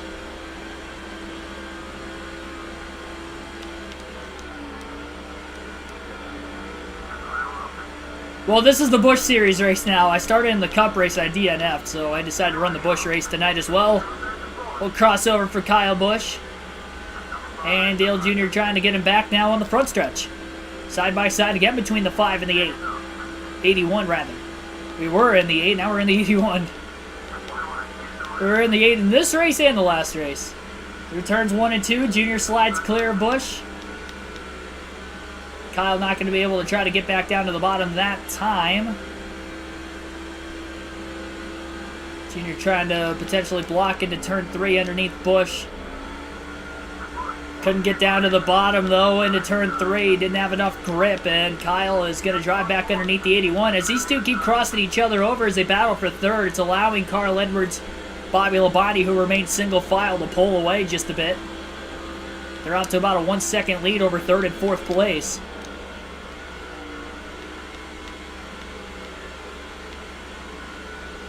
Busch really squeezing Dale Jr. right now.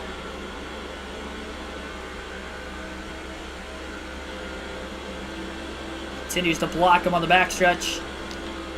Top to bottom, bottom to top.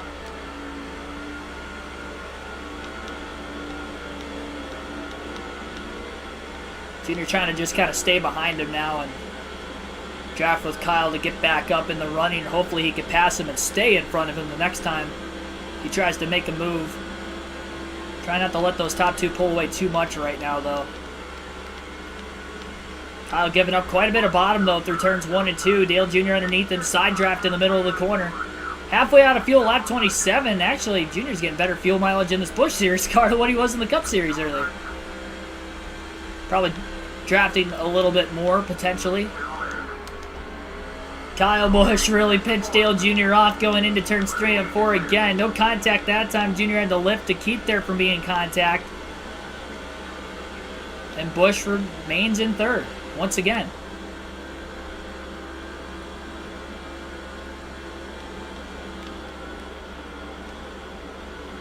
No trivia. I didn't make it halfway in the first race. I'll just do trivia at the halfway mark in this one.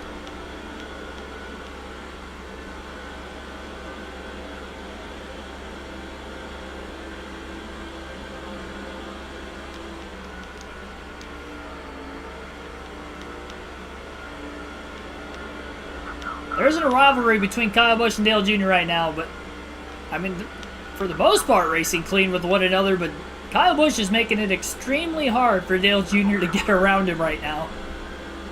And it's got to be frustrating Dale Jr.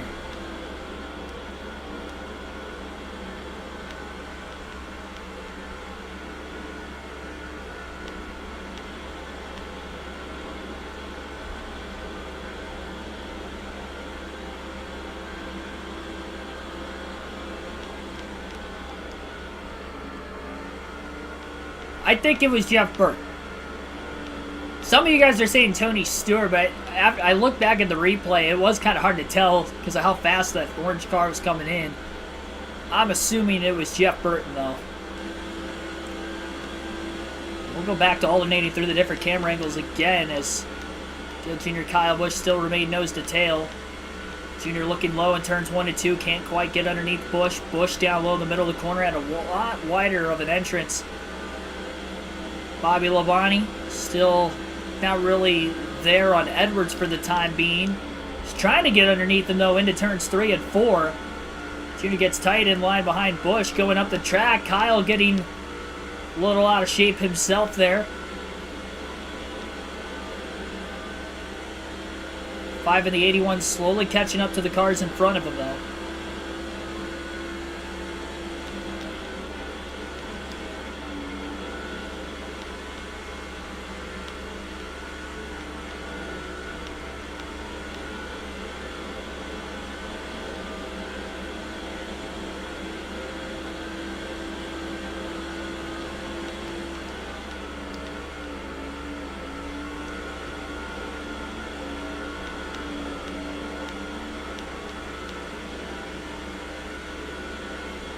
$31 likes on the stream so far, by the way. Be sure to hit that like button if you have not already.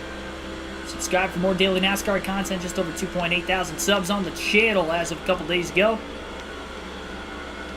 Appreciate all the support you guys are giving me these last few weeks. You guys have really done a great job of hitting that like button during these streams and videos that have been uploaded. Keep the ball rolling. Let's see if we can get to 50 tonight.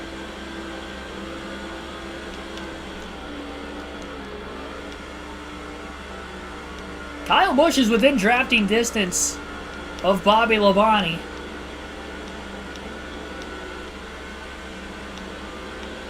He's also simultaneously mirror driving with Dale Jr. behind him still. 195 miles an hour into turn 1 in these Busch Series cars. Jr. trying to get a little bit of clean air down towards the apron that time again.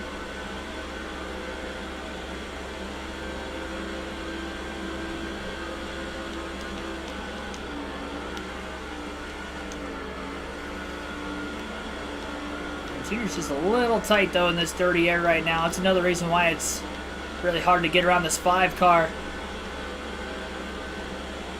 That dirty air bubble right behind him.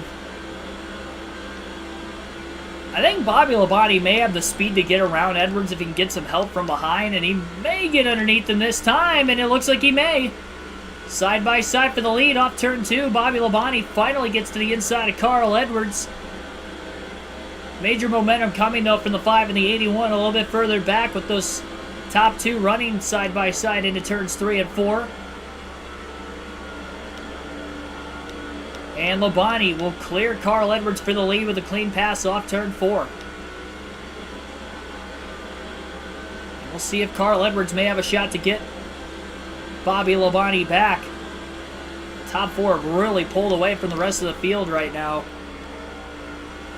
Turns 1 and 2. Junior down to the bottom. He gets clean air on Busch, but then he's got the dirty air with Edwards and Labonte in front of him. It's going to make it even harder to get around the 5. He's able to stay with him in the draft, which is a good thing at least.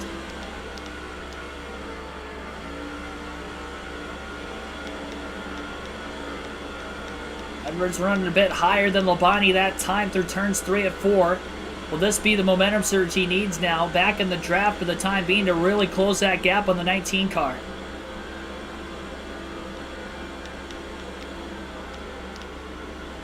Edwards to the inside of Bobby Labonte for the lead, looking to get him back. Junior trying to side draft Busch, he finally gets under him. Edwards clears Labonte, really shut the door on him. Now dropping low to protect the inside, Labonte going down to draft. Dale Jr. finally clears Kyle Busch. Hopefully he can keep him behind him. Dale Jr.'s up to P3. Labonte looking low. Underneath Carl Edwards. Dale Jr. down to the apron through the trial. Will breaking the draft from Busch behind him. Edwards looking to potentially slam the door shut. Bobby Labonte looking to the... Oh, inside contact between Labonte and Edwards in the middle of 1 and 2. Labonte got tight down to the bottom of the racetrack. Edwards almost ended up in the wall. And Dale Jr.'s all over the back of the 60 into turn 3 after the loss of momentum. Jr. looking extremely low now. Trying to get around the 60 car. He's still underneath him off the exit of turn 4. Who will Busch go with behind? Labonte on the inside. That's going to allow Dale Jr. to draft behind the 19 car. 5 behind the 60 on the outside, but Jr. is up to second after Edwards lost a lot of momentum with the contact from Bobby Labonte. Dale Jr. to P2 and looking to lead his first lap of the race. Started 8th. Feels like a long time coming. And these Busch and truck races, a lot shorter than the Cup Series. Only 125 lap, 250 miler today. Jr. not able to get around Bobby Labonte that time, and we have a caution for the first time today at lap 38. Caution is out, and we'll likely be seeing pit stops, I'd have to imagine. And it looks like John Hamilton loses. Oh my goodness, up and over goes John Hamilton. A terrible single car accident at Michigan. I thought he was going to get creamed by a couple cars there too. Into the wall, up on the driver's side door. He is very lucky not to get hit by another car.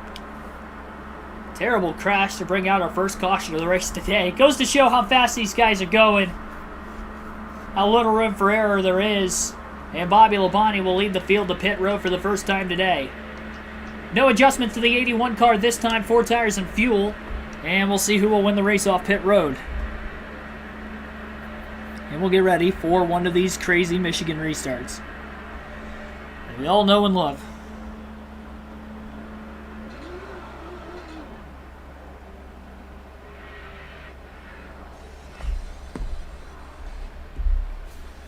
Saw 3x3 racing at the start of the day.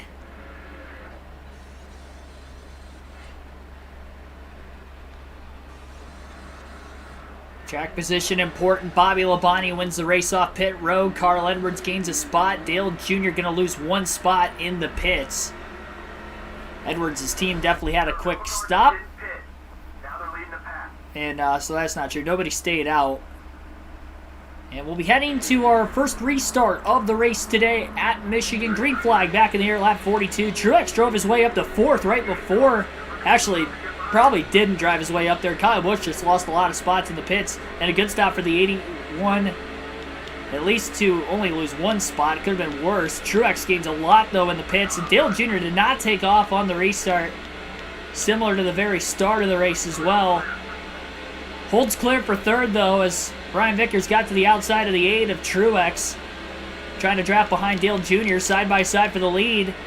Into turn 3 between Edwards and Labonte. Edwards out in front as he gets by Bobby Labonte on the restart. Got up to 4th gear a bit quicker than him. Had the momentum off turn 2 and takes the lead. Truex shuts the door, by the way, on Vickers, but Vickers now to the inside into turn 1 underneath the 8. Dale Jr. to the inside of the 19 of Bobby Labonte. Edwards regaining that lead that he lost after Labonte got into the side of him shortly before the yellow. Jr. slides into 2nd off turn 2. Labonte's lost 2 spots in a lap and a half after the restart. And Dale Jr. trying to go for his first lead of the day. Now going to have to pass the Cup points leader, Carl Edwards. Looking extremely low in the tri-oval. Not going to be able to get enough of a run there.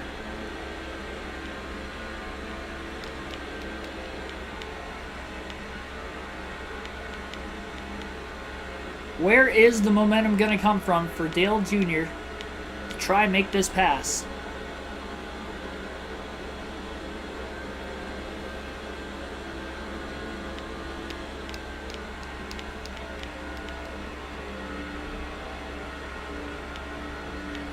Might have to try to force Edwards into a mistake.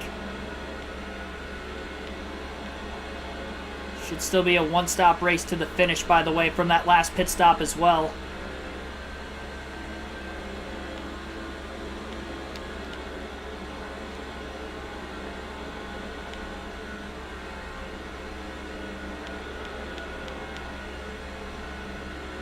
How low Edwards is going right now.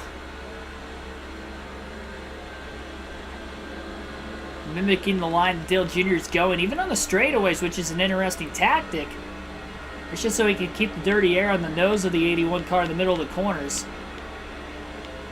It is definitely going to be tough for Dale Jr. to get around this 60 of Carl Edwards. Especially with not any help behind him to help give him a push as well.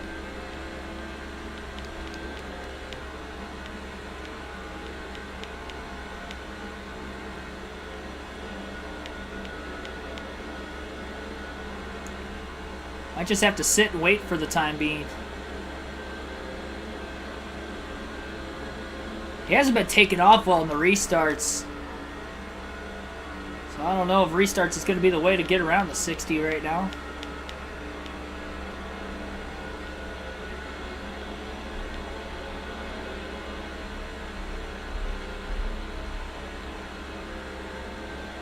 What'd you miss? It depends on what you left.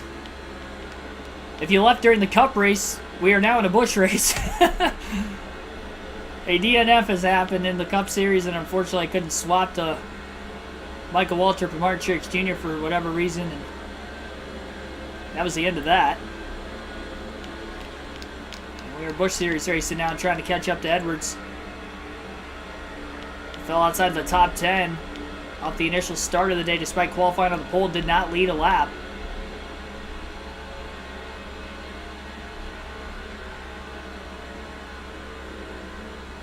Dale Jr. cannot find his way around Carl Edwards right now.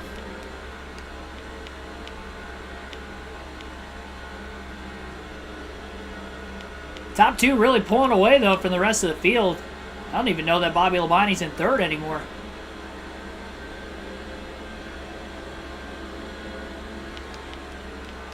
I think Jr. was in the 81 car that day when him and Edwards made contact, too, if I'm not mistaken. I'm not running the Ritz car, though. This is Menards.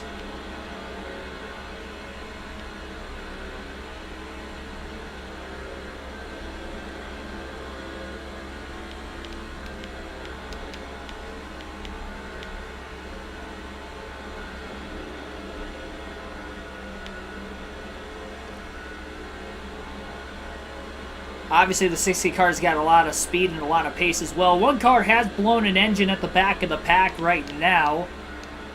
First driver to blow an engine in the Busch race that we are at least aware of. They're very slow in turns 1 and 2 currently. Edwards again shuts the door on Dale Jr. off the exit of turn 4. Lap 50. Dale Jr. still the lead.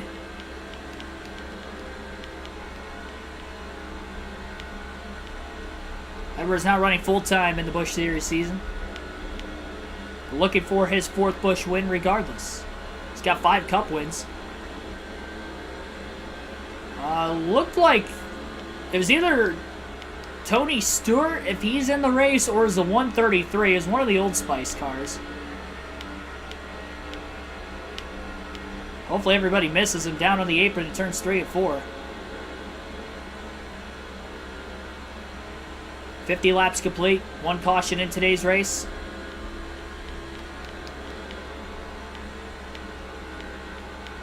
It was John Hamilton who spun, and when he hit the wall, ended up on his driver's side door. Just slipped up, got a little loose in the middle of 3 and 4 all on his own. He had nobody around him at the point of him losing control. High-rated speeds. 38 laps on the tires at the time, so they were definitely a bit worn out towards the end of their wear.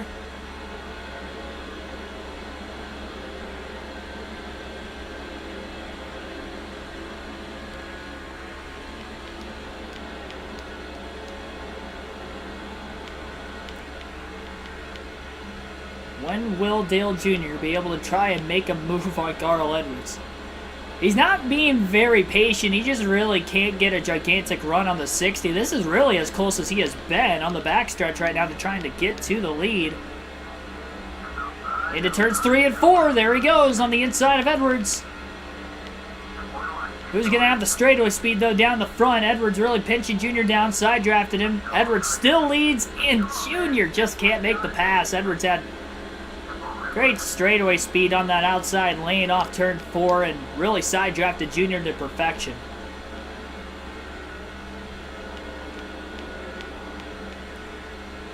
It took Junior almost 10 laps, 12 laps or so after the restart to finally get underneath Edwards. Great stop though by the 60 as well to gain a spot on pit road, going from 3rd to 2nd, and then got around Labonte on the restart. Put him in this predicament. Got the good launch on the restart, a little contact. Still Edwards will lead that lap at the line. Junior tried. By inches, Edwards led the lap. The two drivers that had terrible finishes to their Cup race looking for the rebound in the Busch Series. Team Penske fan, welcome to the stream. Junior doing whatever he can to try and get around the 60. Really messed up his line into turn 3. Edwards still putting him in dirty air too, which really hurts the 81. Even if Junior misses the corner, Edwards still mimicking the line and is able to gap Earnhardt. Earnhardt well behind him on the front stretch that time. No chance to make a pass into turn 1. But he was still in drafting range to stay with cousin Carl. 10 races to go in the race for the championship in the Busch Series after today's race at Michigan. It's kind of a spur-of-the-moment race. Junior didn't have time to practice the Busch car. This is the first race of the Busch Series and only race at Michigan in the Busch Series this season. Good run off turn 4, but just can't get around Edwards. It is not happening.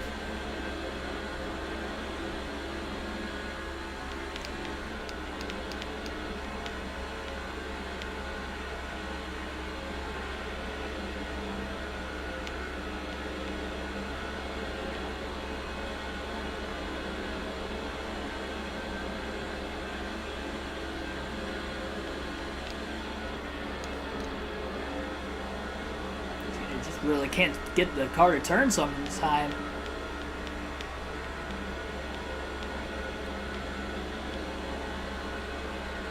This feels like the 550 package race in the playoffs at Kansas in 2020. Team Logano and Harvick, that's what it feels like. Instead, a 2005 Busch race at Michigan with the Gen 4. Similar effect, staying close in the draft. Maybe faster than the car. The only difference is we don't know that the 81 is faster than the 60. So he hasn't had the chance to get around him yet.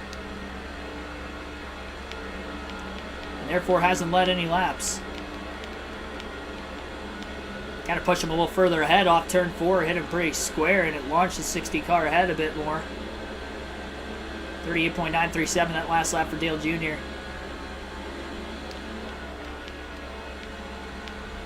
Lap 63 will be the halfway mark today, and then I'll pause it. We'll try to find a trivia question. Another launch off turn 2 Edwards got from Dale Jr. Another car slow in turns 3 and 4 right now, down on the apron trying to make their way into pit road. Another engine failure today at Michigan. And it is Matt Kenseth in the 17 car, it looks like. Cup regular has gone down. That is Edwards' teammate. Edwards had an engine issue in the Cup race. So we'll keep an eye on that. Second driver to blow a motor in the last 10 laps. And I'm sure it won't be the last.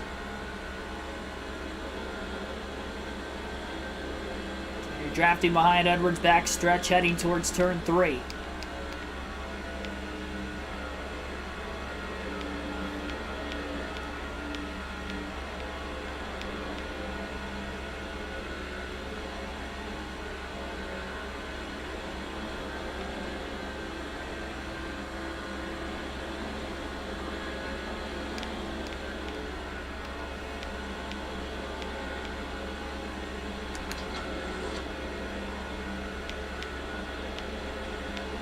Junior's going to sit behind Edwards. I guess he's just going to save fuel.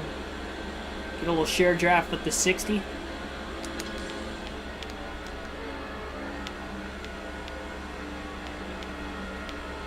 better turn in the race car that time.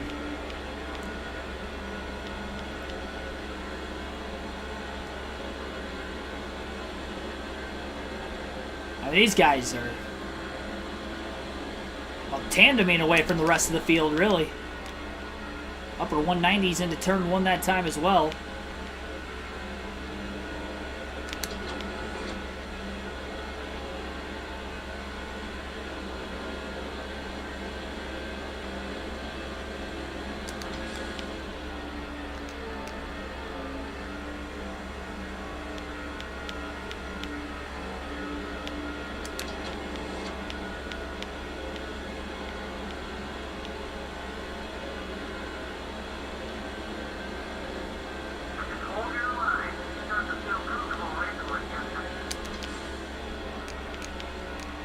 Dale Jr. and Carl Edwards might be competing for a regular season championship in the Cup Series, but they are allies in this Busch Series race as of right now in Michigan. Racing each other with respect, at least for right now. While we're still in the middle going of this Busch Series race, one pit stop out from the finish. Edwards' crew definitely fast on pit road during the caution flag pit stop. If we stay green to the end of the race and have to make a green flag stop, that could be the race between the 81 and the 60. Be interesting to see what could be done for the 81 crew to try and have a better stop than that 60 car of Carl Edwards right in front of him.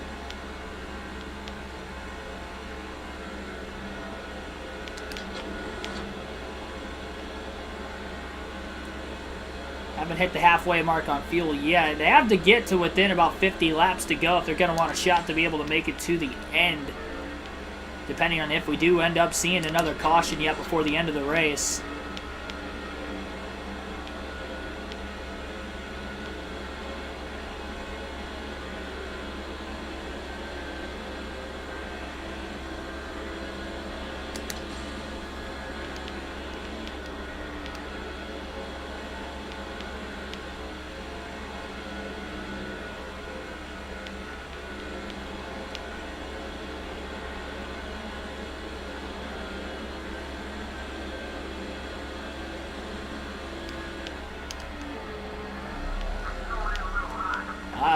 Yeah, I think Junior just overdrove the corner that time getting into turn 3. That was odd. It got loose.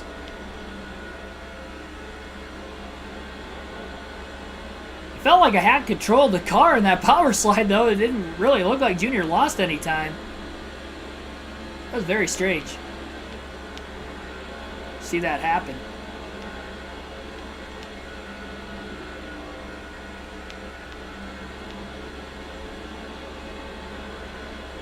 Burn the rear tires up off the car. Risk doing that over and over again.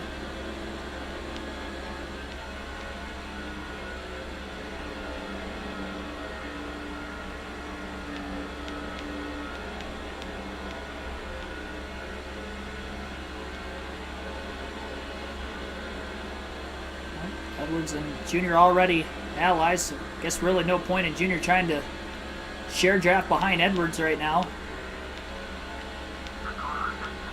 Looks really low into turns 1 and 2. Side by side. Junior trying to side draft the 60. May get around him here. Now Edwards trying to side draft the 81 down on the bottom of the racetrack. So they enter turns 3 and 4.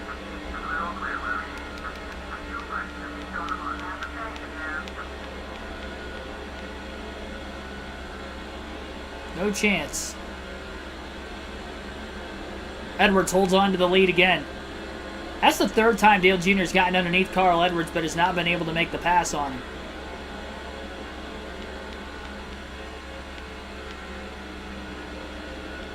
Have to assume one of these laps he's going to have a shot. Edwards with a block. Kind of hesitated a little bit. Junior might have been underneath him initially. You're getting tight in the dirty air behind Edwards. Both cars go a bit wide. Overdriving 3 and 4. They're going at it. I mean, Junior really, really wants to get to the lead. Billy Kramer, welcome into the stream.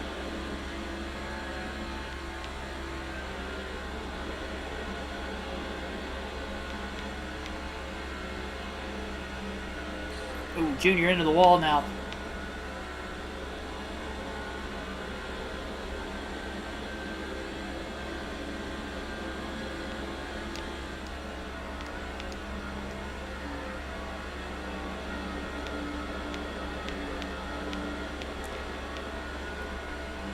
Edwards definitely putting Junior in an uncomfortable spot, despite the fact Junior is keeping the pressure on Edwards himself right now. 1/10 of a second is all the difference between first and second.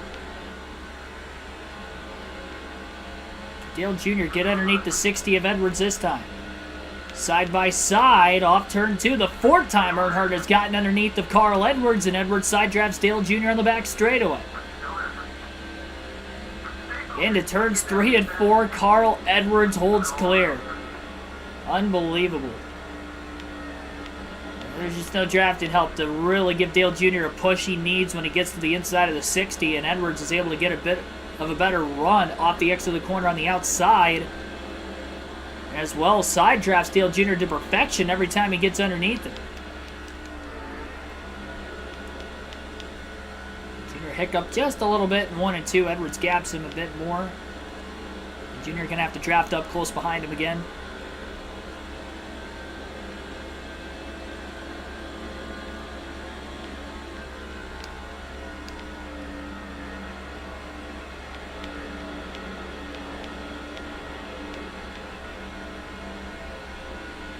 Looks low, Edwards with the block. 55 laps to go at Michigan. Continuing battle for the lead between Carl Edwards and Dale Earnhardt Jr.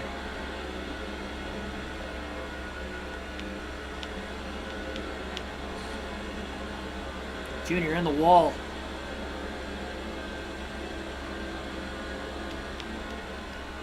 Off the exit of turn 2. It's going to hurt him a bit.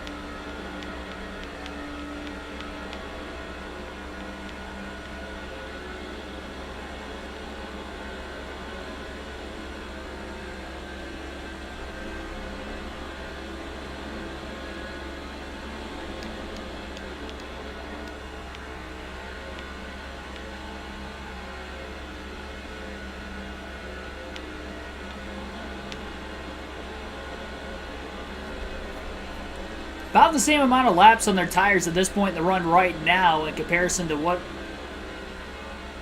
was the case earlier.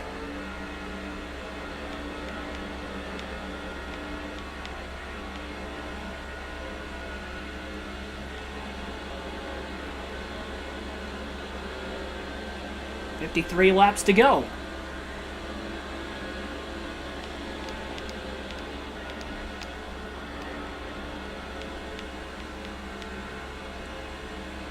When does the patience start to wear thin for Dale Jr. in trying to make this pass on Edwards?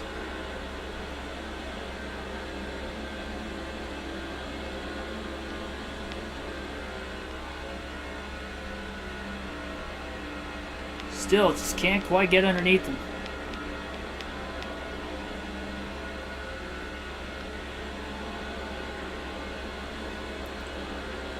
We'll go back to Martin Truex Jr. for the next 2 laps. And currently he is on the inside of Aaron Crocker, battling for the 7th place position. We'll see if Dale Jr. can get around Carl Edwards for the meantime on the track map. Truex in a tight battle. And he is side by side with Crocker right now. Kenny Walson, the 22, right in line behind Crocker on the outside. No drafting help down low for Martin Truex Jr. And now Walls pulling down to the bottom. And Dale Jr., by the way, to the lead for the first time today. It turns 3 and 4 as he passes Carl Edwards straight up. Oh, and Edwards got him back. They must have been side by side off turn 4. Looks like Clint Boyer rallied up to the 7th place spot. We have some cars pitting off of turn 4 right now. Both Edwards and Truex stay on the racetrack for the time being. Edwards and Jr. So pit road is open to the end of the race. Cars are pitting for their second and final time under green flag conditions. Truex will stay out this time. We'll see if Jr. stays out this time by as well. Jr. again challenging to the inside for the lead in turns 3 and 4 under Carl Edwards. Can he clear him this time, or will Edwards again be able to lead at the start-finish line? At the line, again, it's Edwards. Every time Dale Jr. gets to the inside of Carl Edwards, he cannot clear him. He's gotten underneath him about 5 or 6 times now hasn't been able to make the pass yet. And we'll go back to Dale Earnhardt Jr. at the front of the field in that battle. And again, he is on the inside of the 60 of Carl Edwards. And again, Edwards gets the run off the exit of the corner on the outside. Can Jr. stay low? Into turns 3 and 4 this time. Side by side for the lead. A lot of room to race with each other. How much momentum is Carl Edwards going to have? Just enough to lead this lap by inches at the line. Martin Truex Jr. is on his way into the pits. Still side by side for the lead between the 60 and the 81. Dale Jr. on the bottom. Carl Edwards up high. Middle of the corner, still side by side for the lead as Edwards side drafts Jr. on the back straightaway.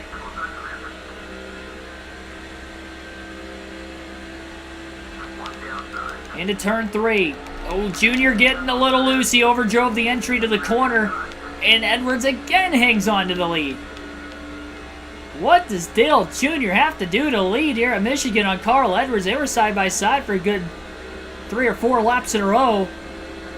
So Jr. just slightly overdrove the corner, giving the lead right back to Edwards again.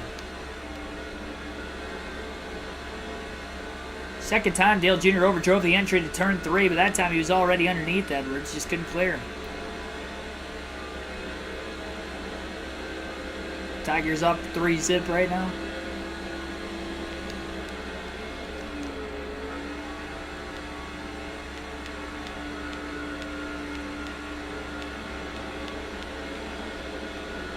Who's going to pit first between the 60 and the 81 as well? Could decide the battle for the lead as well.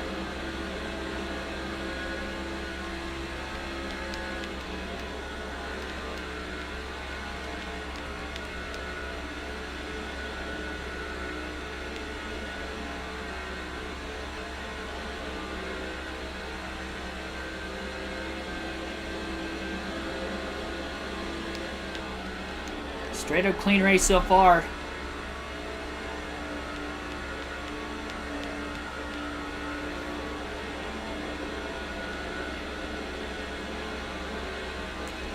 I'd say Carl Edwards is probably going to be well on his way to clinching the most laps led at some point in time. Still 46 laps to go.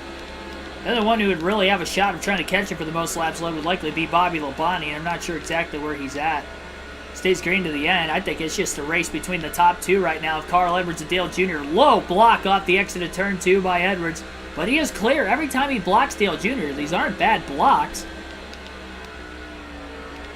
Every time Jr. gets underneath him, Edwards just has enough straightaway speed to stay in front of him or at least beat him at the start-finish line at less than a half a car length every time. Jr. doesn't want to be overly aggressive because any little bit of contact could cause these cars to wreck. At these high-rated speeds, we already saw John Hamilton on his side earlier. And that was on a single car spin where he just lost control on his own while running in the top 10. Came in 6th in points too. That's probably going to hurt him.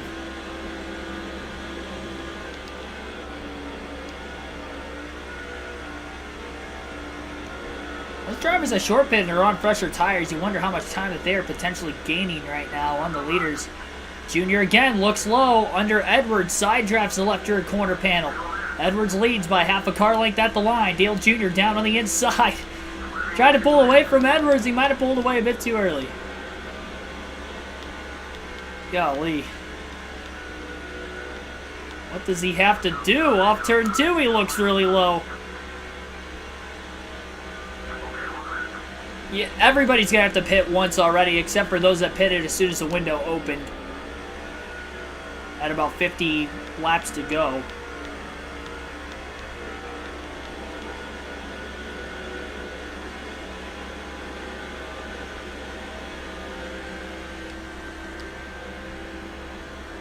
Back to the far chase camp for now.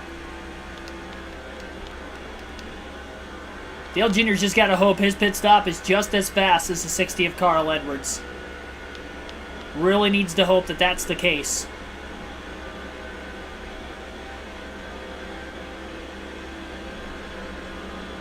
Really doesn't want to lose him during green flag stops. And again, who's going to be the one to pit first between Carl Edwards and Dale Jr. as they are playing a bit of a chess game on strategy right now as well. Don't want to lose each other in the draft for the time being. We'll go back to Martin Truex Jr. one more time for a 2-lap stretch. Truex back at 26 now. That is because he has already pitted. He short pitted as soon as the window opened. And he's battling Aaron Crocker for position, who he was earlier when they were both on the lead lap, as Crocker also short pitted. There are quite a few drivers that have hit pit road. Well, half the field roughly, maybe a little less than half the field. They're hoping a caution doesn't come out between now and the end of the race. Now, one caution back at lap 38 split the field up enough, at least with everybody coming into the pits and bunching the field back together, that there was no lap traffic for the leaders, and there still hasn't been any lap traffic this entire race so far. We'll see how much more spread apart they'll get after pit stops. Edwards continues to lead over Dale Earnhardt Jr.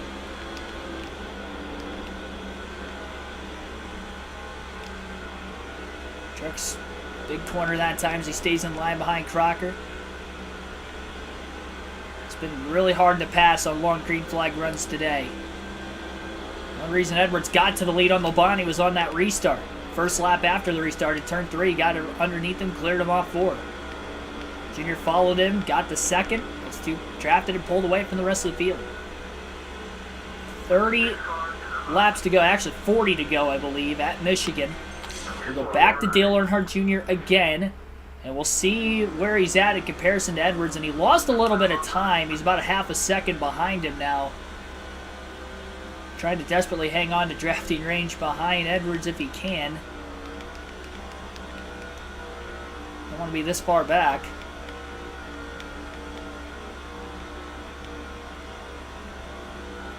Public crew, welcome to the stream. 39 to go at Michigan. Dale Jr. 0.6 of a second off the lead from Carl Edwards. Right rear tire starting to wear out on the 81.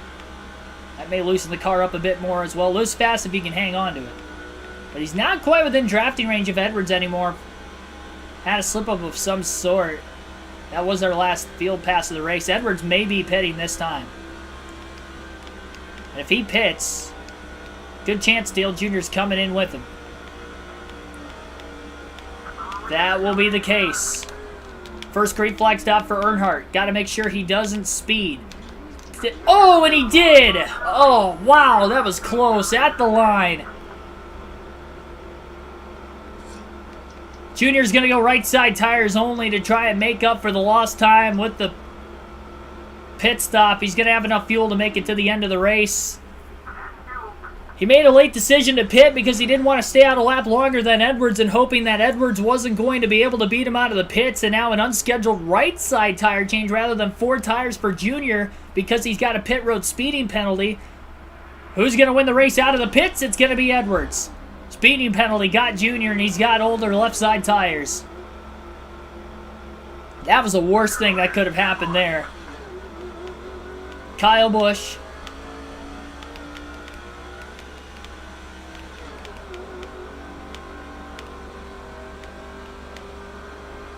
Is the new leader. I believe this is the second different time he's led today.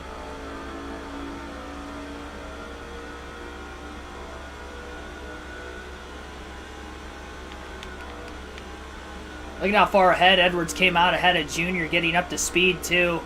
And Junior's got older left side tires. That was a costly mistake. He hit 72 miles per hour at the pit road speed limit. He was trying to brake as late as he could, not only trying to catch Edwards, but because he made such a late decision to pit in the middle of the corner, seeing that the 60 car was coming in, and that's what costed him. If he would have stayed out another lap, he probably wouldn't have had a pit road speeding penalty, but he would have lost time being on older tires. The only benefit to that is that he would have gotten 5 bonus points for leading a lap. It was already hard to pass Carl Edwards before. Even if he catches him on older tires, it is going to be even more difficult to get around the 60, and the car is going to be looser for Dale Jr. as well with having these old left side tires. He is going to have to go from the restart at lap 41 to the end of the race on the same left side tires that he would have only changed once in this race. He would have changed the right sides twice. and may be in need of a caution getting back into this, but if a caution comes out, he could be in danger of losing more positions as well. The penalty in this game is a 5-second penalty for speeding. That's why I took right sides only to try and minimize the amount of time I was on pit road. I still came out well behind him, though. It was costly. There was no mistake on the pit stop for Dale Jr. The mistake itself was a speeding penalty, unfortunately. Still 35 laps to go. Junior's likely going to be in second when everything cycles through. There's Kyle Busch. Top 7 still have to pit. Some of them are in the pits right now. John Hamilton, who had nearly flipped, he was up on his side after wrecking earlier, is on pit road, and I believe he led that lap on pit road before J.J. Yaley took the lead. Yaley's third in points. He needs 5 bonus points here. He'll be the leader at the line, I believe, next time by if he did not lead that last lap.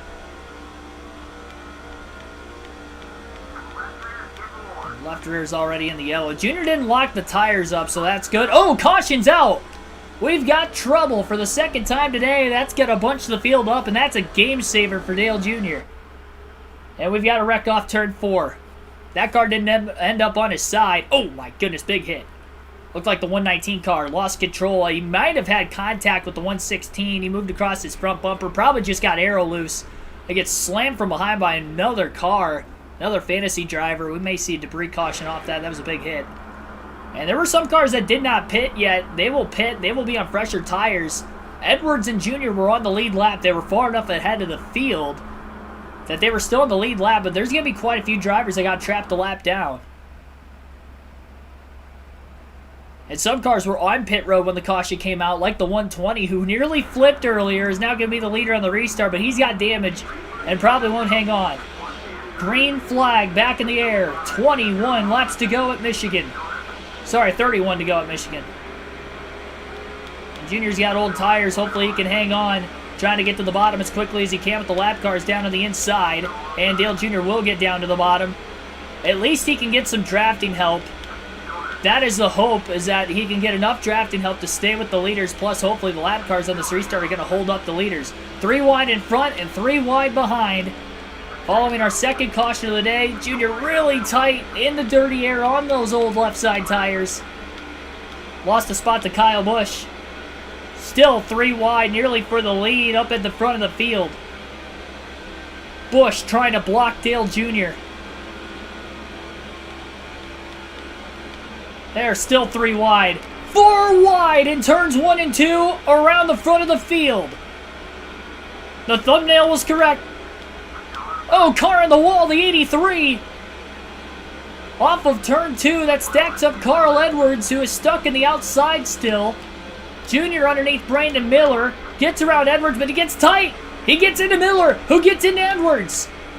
Miller in the wall. We stay green. Junior does not have the handling with the old left side tires in traffic right now. He cannot hold the bottom of the racetrack. He's trying. And that's why 3 wide didn't work there. Almost got into the 83 car.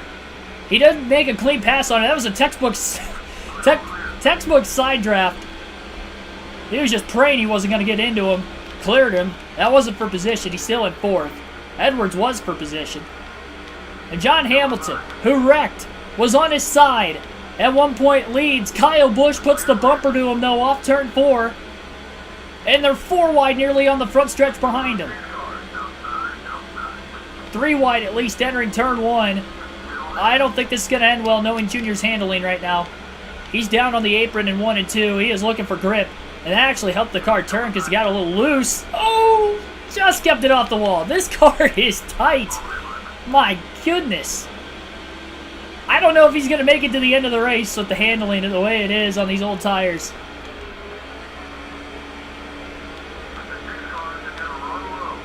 Kyle Busch is stuck in the dirty air behind the 120. Took him just a little too long to get up behind him. That's the game changer, but the 120's got damage from earlier. Can we see a flippin' win from John Hamilton to get a second win in the Busch Series season this year? Fantasy driver who's actually 6th in points. Potentially pulling off the upset. And Carl Edwards, who has had the fastest car all day long, is back in 5th. We've got trouble again off turn 2, our 3rd caution of the day, and we're going to have another restart. With less than 30 to go at the back of the pack. Maybe it was debris. Tough to tell from that. Oh, man, multiple pieces of debris fall off of one car that was likely involved in that last accident. So, caution's out for the 3rd time today. It will be for debris. Dale Jr. is going to pit. He's going to hope there's not many cars on the lead lap. But he does not have the handle into the race car right now. He's got 2.5 sets of tires left, so he will pit. He'll top off on fuel while he's down here as well. 4 tires for Dale Jr. and no adjustments. I don't know how far back he's going to restart, but that car, I don't think I was going to make it to the end of the race. I was either going to wreck trying to stay in line or trying to make a pass, one or the other. I don't think I was going to keep it clean the rest of that race. I was very fortunate. I didn't make contact a couple times there when I was 2 and 3 wide, nearly 4 wide. If John Hamilton stays in the lead, I don't think he's got a fast car at the damage, and hopefully this tire advantage with Junior taking 4 fresh Goodyears this time can help him as well. So despite having that pit road speeding penalty, but again, we don't know how many cars are on the lead lap with the caution coming out in the middle of green flag stops. We don't know how many cars are on the lead lap. It could be 20, it could be more, it could be 10. We'll see. Yeah, there's quite a few. Green flag back in the air. Junior's going to restart 16th. That's all the amount of cars that are on the lead lap, but all the lap cars are on the inside for the restart. And we have just 22 laps to go at Michigan. Junior going to get to the bottom pretty quickly, being at the rear of the field. This is going to have to be an incredible... Oh, we got 1 car around, almost up and over. It's Truex off turn 2. Massive crash. Oh, my goodness. I don't know if he got turned or he just lost it. He got up out of the groove, went airborne, came back down on all 4, and took out a bunch of cars behind him. Massive crash. At Michigan. I thought he was going to... I mean, he definitely caught air when he hit the wall. Luckily did not flip like John Hamilton did earlier. And we've got another caution. Junior was able to miss it. Dangers of restarting at the back of the pack, and that's our 4th yellow of the race. It's turning into Watkins Glen all over again. Not as many yellows considering we didn't get any up until this point, or at least very few. And we're going to have another restart. Green flag back in the air. Junior did not gain a spot before that. 1 car gets the lap back with the free pass that will restart behind him now. Might see some debris cautions after that wreck too. If we get a restart with 10 or less laps to go, all the lap cars will line up behind the lead lap cars. That could help Dale Jr. too, but he is losing green flag laps with all these cautions.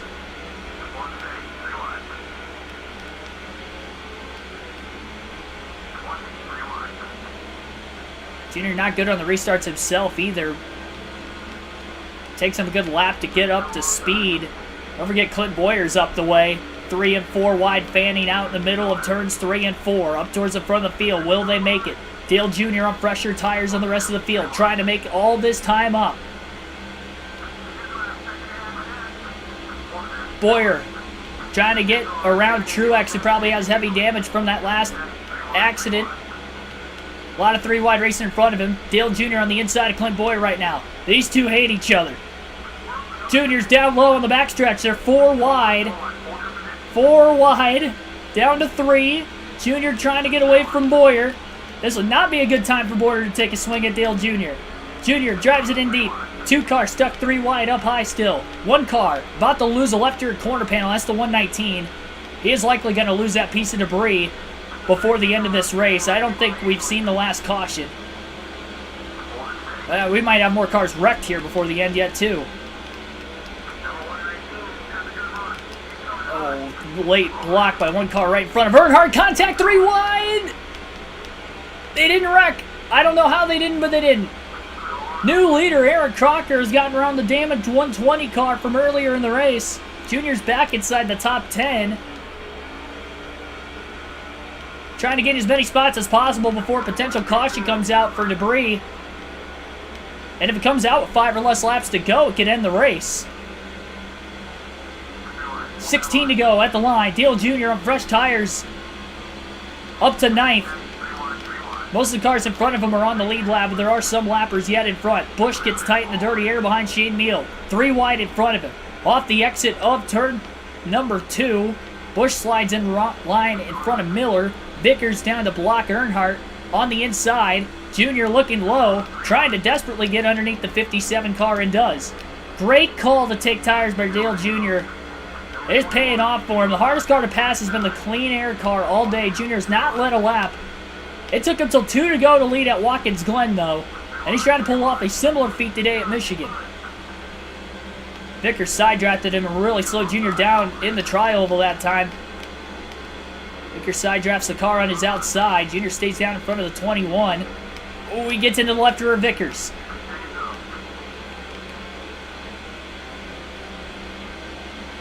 Trying to wean him up out of the way. 4th position, I believe. Junior up to 8th if he can get by the Heinz 57 car. All clear. Shane Meal rival with Dale Jr. as well. Those two got around each other cleanly earlier, but I don't know how it's going to work this time around. Junior to the inside of Kyle Busch, but Busch has drafting help behind Meal. Junior with the fresher tires is underneath the 5 car into turn 1, and Carl Edwards with all these restarts has a shot to get back to the lead and may pull away from the field if he gets there. He's up to 2nd. Junior slide job clear off 2 on Busch for 7th place. Santiago Kid, thanks for tuning in. Edwards looking for the lead on Aaron Crocker. Crocker trying to pick up her 2nd win of the year, also in the top 10 in points. Junior right in line behind Shane Meal. Looks low off turn 4. These two rivals are side by side. Will there be contact? Junior's hoping there isn't. Meal is there. Will he take a swing at Earnhardt? Earnhardt drives it in deep into 1 and 2. He needs to get around the 32 here. Exit of the corner.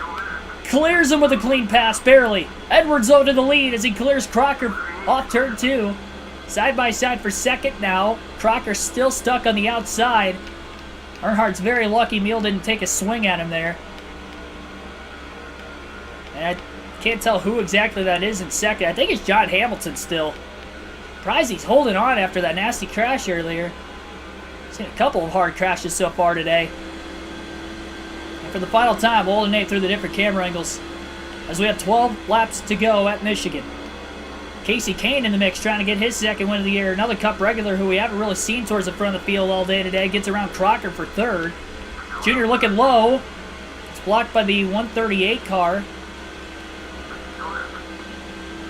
A little bit of contact off turn 2 into turns 3 and 4, though. Junior down on the bottom is going to clear him up to 5th.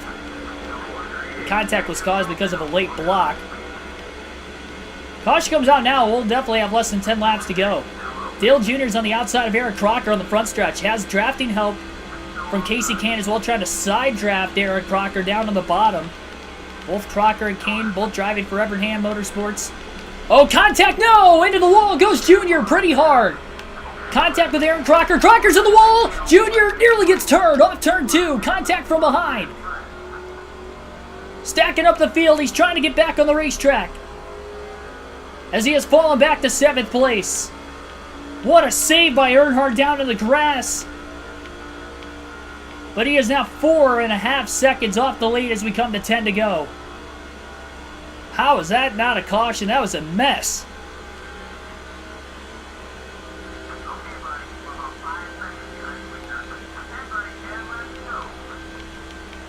I don't even know exactly how that contact started, but it ended quickly. Edwards has just lost the lead to John Hamilton again. I mean, Junior's got fresher tires. He's not going to make up this much time. Great save by Earnhardt because he would have had to restart at the back of the pack if caution came out in the middle of that. He holds on to the top 10. That might have cost him a shot to win. I thought we were going to see debris caution for the 119 by now, but we still haven't seen it. His left rear corner panel's been kind of flapping in the wind here for a while. The caution comes out with 5 or less laps to go. It could end the race.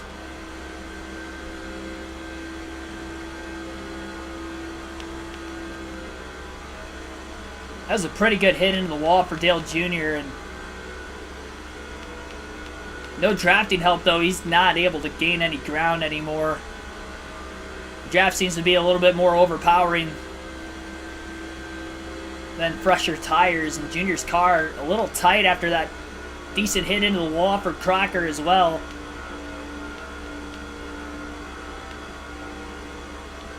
Have we seen the last caution of the 4 so far today?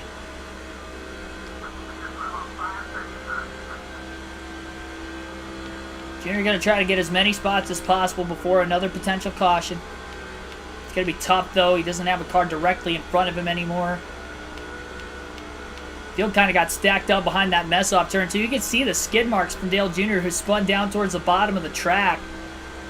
Luckily, when he re-entered, there was nobody around him, so there wasn't a wreck there. Carl Edwards still battling John Hamilton for the win. Not even sure where Clint Boyer's at in all this. He fell way back on that last restart. I believe he was on the lead lap, though. Could still be fighting for a top 10 finish. 7 laps to go at the line. Junior hoping for another caution just to have a chance.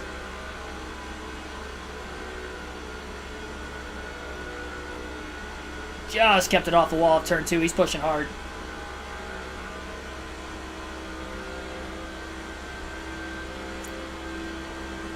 This car's definitely damaged, though. I can feel how much tighter it has gotten after that hit into the wall, and he's got cars closing in behind him now all of a sudden, too. Even with fresher tires, he's slower than the leaders. Slower than the cars behind him. 6 laps to go.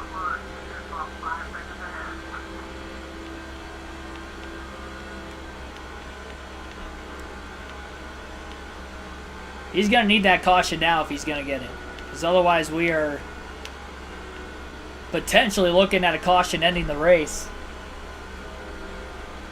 It comes out with 5 or less laps to go. And if not, we will get 1 attempt at a green-white checkered finish. It takes a full lap for Earnhardt to get up to speed. So you wouldn't think that even in 2 laps that he could go from 7th to 1st. I think the 83 up ahead is a lap down. And I'm not entirely sure. There is a blue car closing in behind Dale Jr., and I wonder if that's potentially Clint Boyer.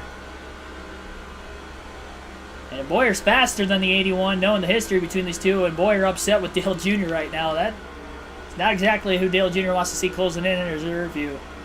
For points purposes and for just trying to survive to the end of the race. That caution has... I mean, all these late cautions have really flipped the field in the sense that Edwards lost ground after the first yellow. He was outside the top 5 at one point, then got back to the lead. He's battling John Hamilton for the win right now.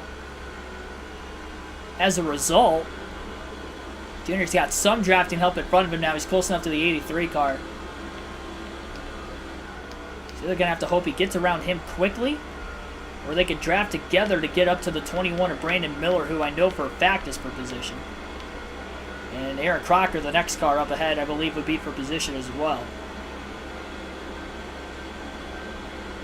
Junior can potentially get a top 5 still. Only 3 laps to go. He's faster than the leaders in the draft. He needs to get around the 83, though. Can't do it that time through 1 and 2. He got pinched way down the racetrack.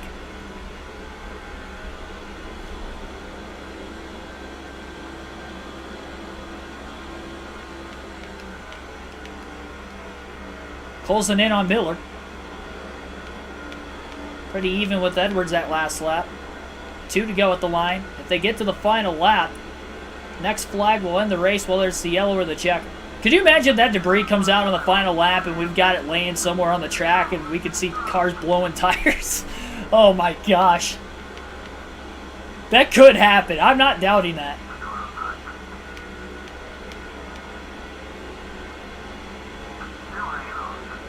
Junior side by side with the 83. He's able to draft behind Miller. He's going to go full board trying to get around Miller for a spot. Really deep dive into 3 and 4. Not going to get around him. Miller slides wide, though, too, and Earnhardt may get underneath him still, and does. White flag in the air, 1 lap to go. Carl Edwards leads, trying to get his 4th win of the Busch Series season. Dale Jr., Brandon Miller battling for 6th.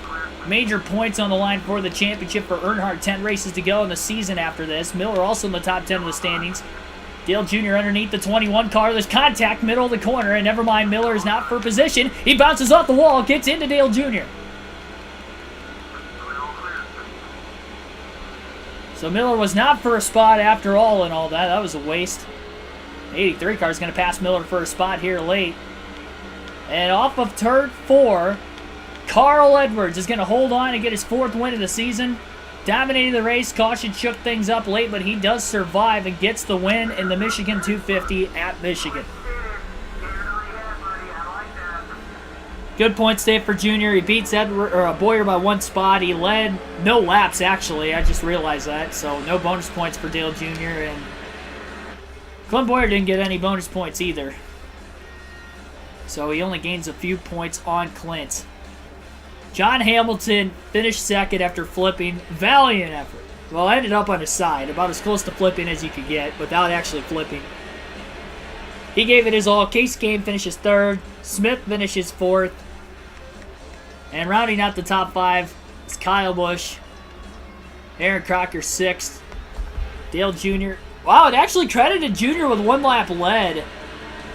I didn't think he led a lap today. But I guess it did credit him with a lap led somewhere. I'll take it. I'll take what we... Oh, you know what?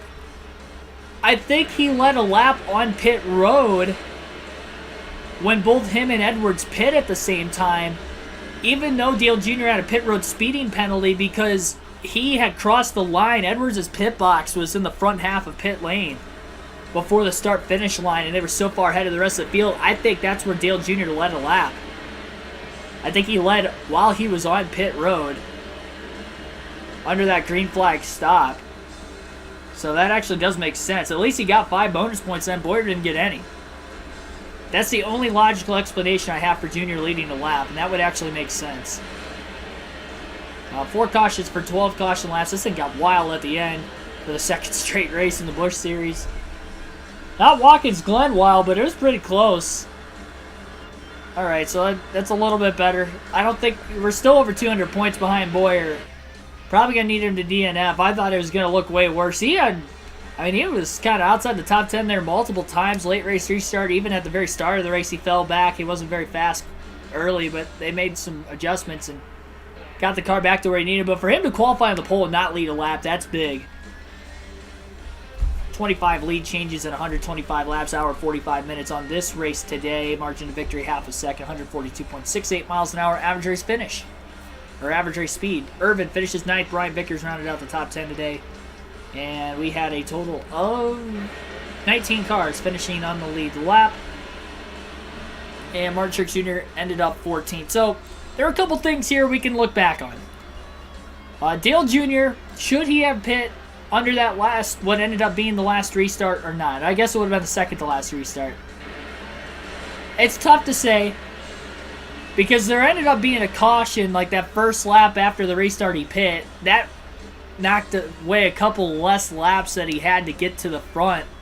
Actually got up to 4th before nearly wrecking, battling Crocker, and was about a second and a half off the lead at the time. I think he definitely had a shot to win at that point, but once the contact with Crocker happened, great save to keep the car not from wrecking and just keeping it in the top 10. But it definitely had damage after the fact, and he was too far behind anyway at that point to actually get the win. Yeah, that was a very different race. Different's a good word for it. Not in a bad way, an interesting way to say the least. Sweeney DNF, George DNF, Reed DNF, Trigger DNF, Thomas DNF, Marshall, Kenny Wallace blew an engine. Those are all the drivers that failed to finish today's race. In 125 laps in Michigan, we had 7 DNFs for engine failures. I don't think anybody who was caught up in a wreck DNF'd out of the 4 cautions, although it could have happened. At lap 91, Kenny Wallace definitely could have been involved somewhere around there.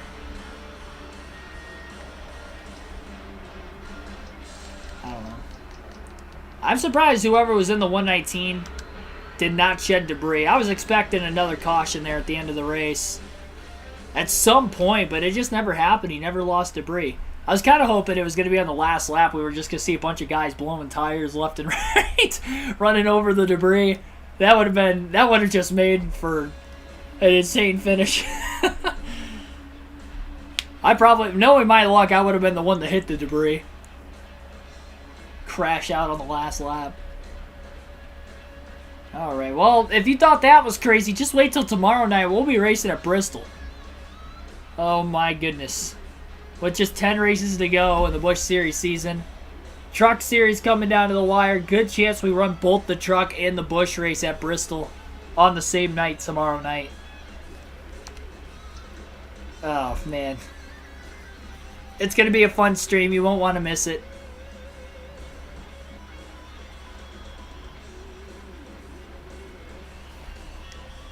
If I would have stayed out, though, I might have ended up wrecking regardless. Still second in points.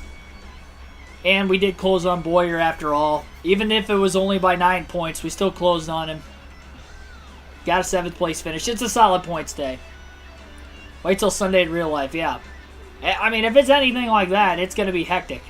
Anything like the 2 races we saw tonight, it's going to be wild on Sunday, but we'll see. Hopefully if that gets you hyped up. If that doesn't, I don't know what will.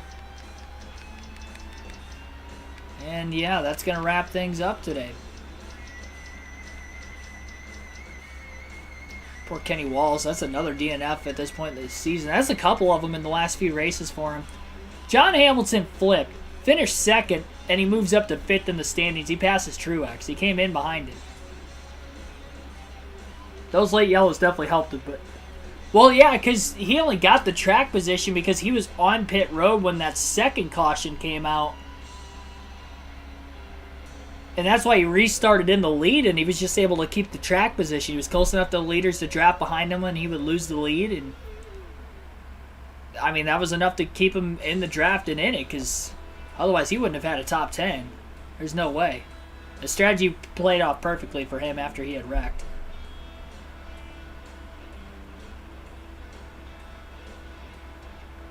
But the rivalry between Boyer and Earnhardt didn't really transpire much in this race.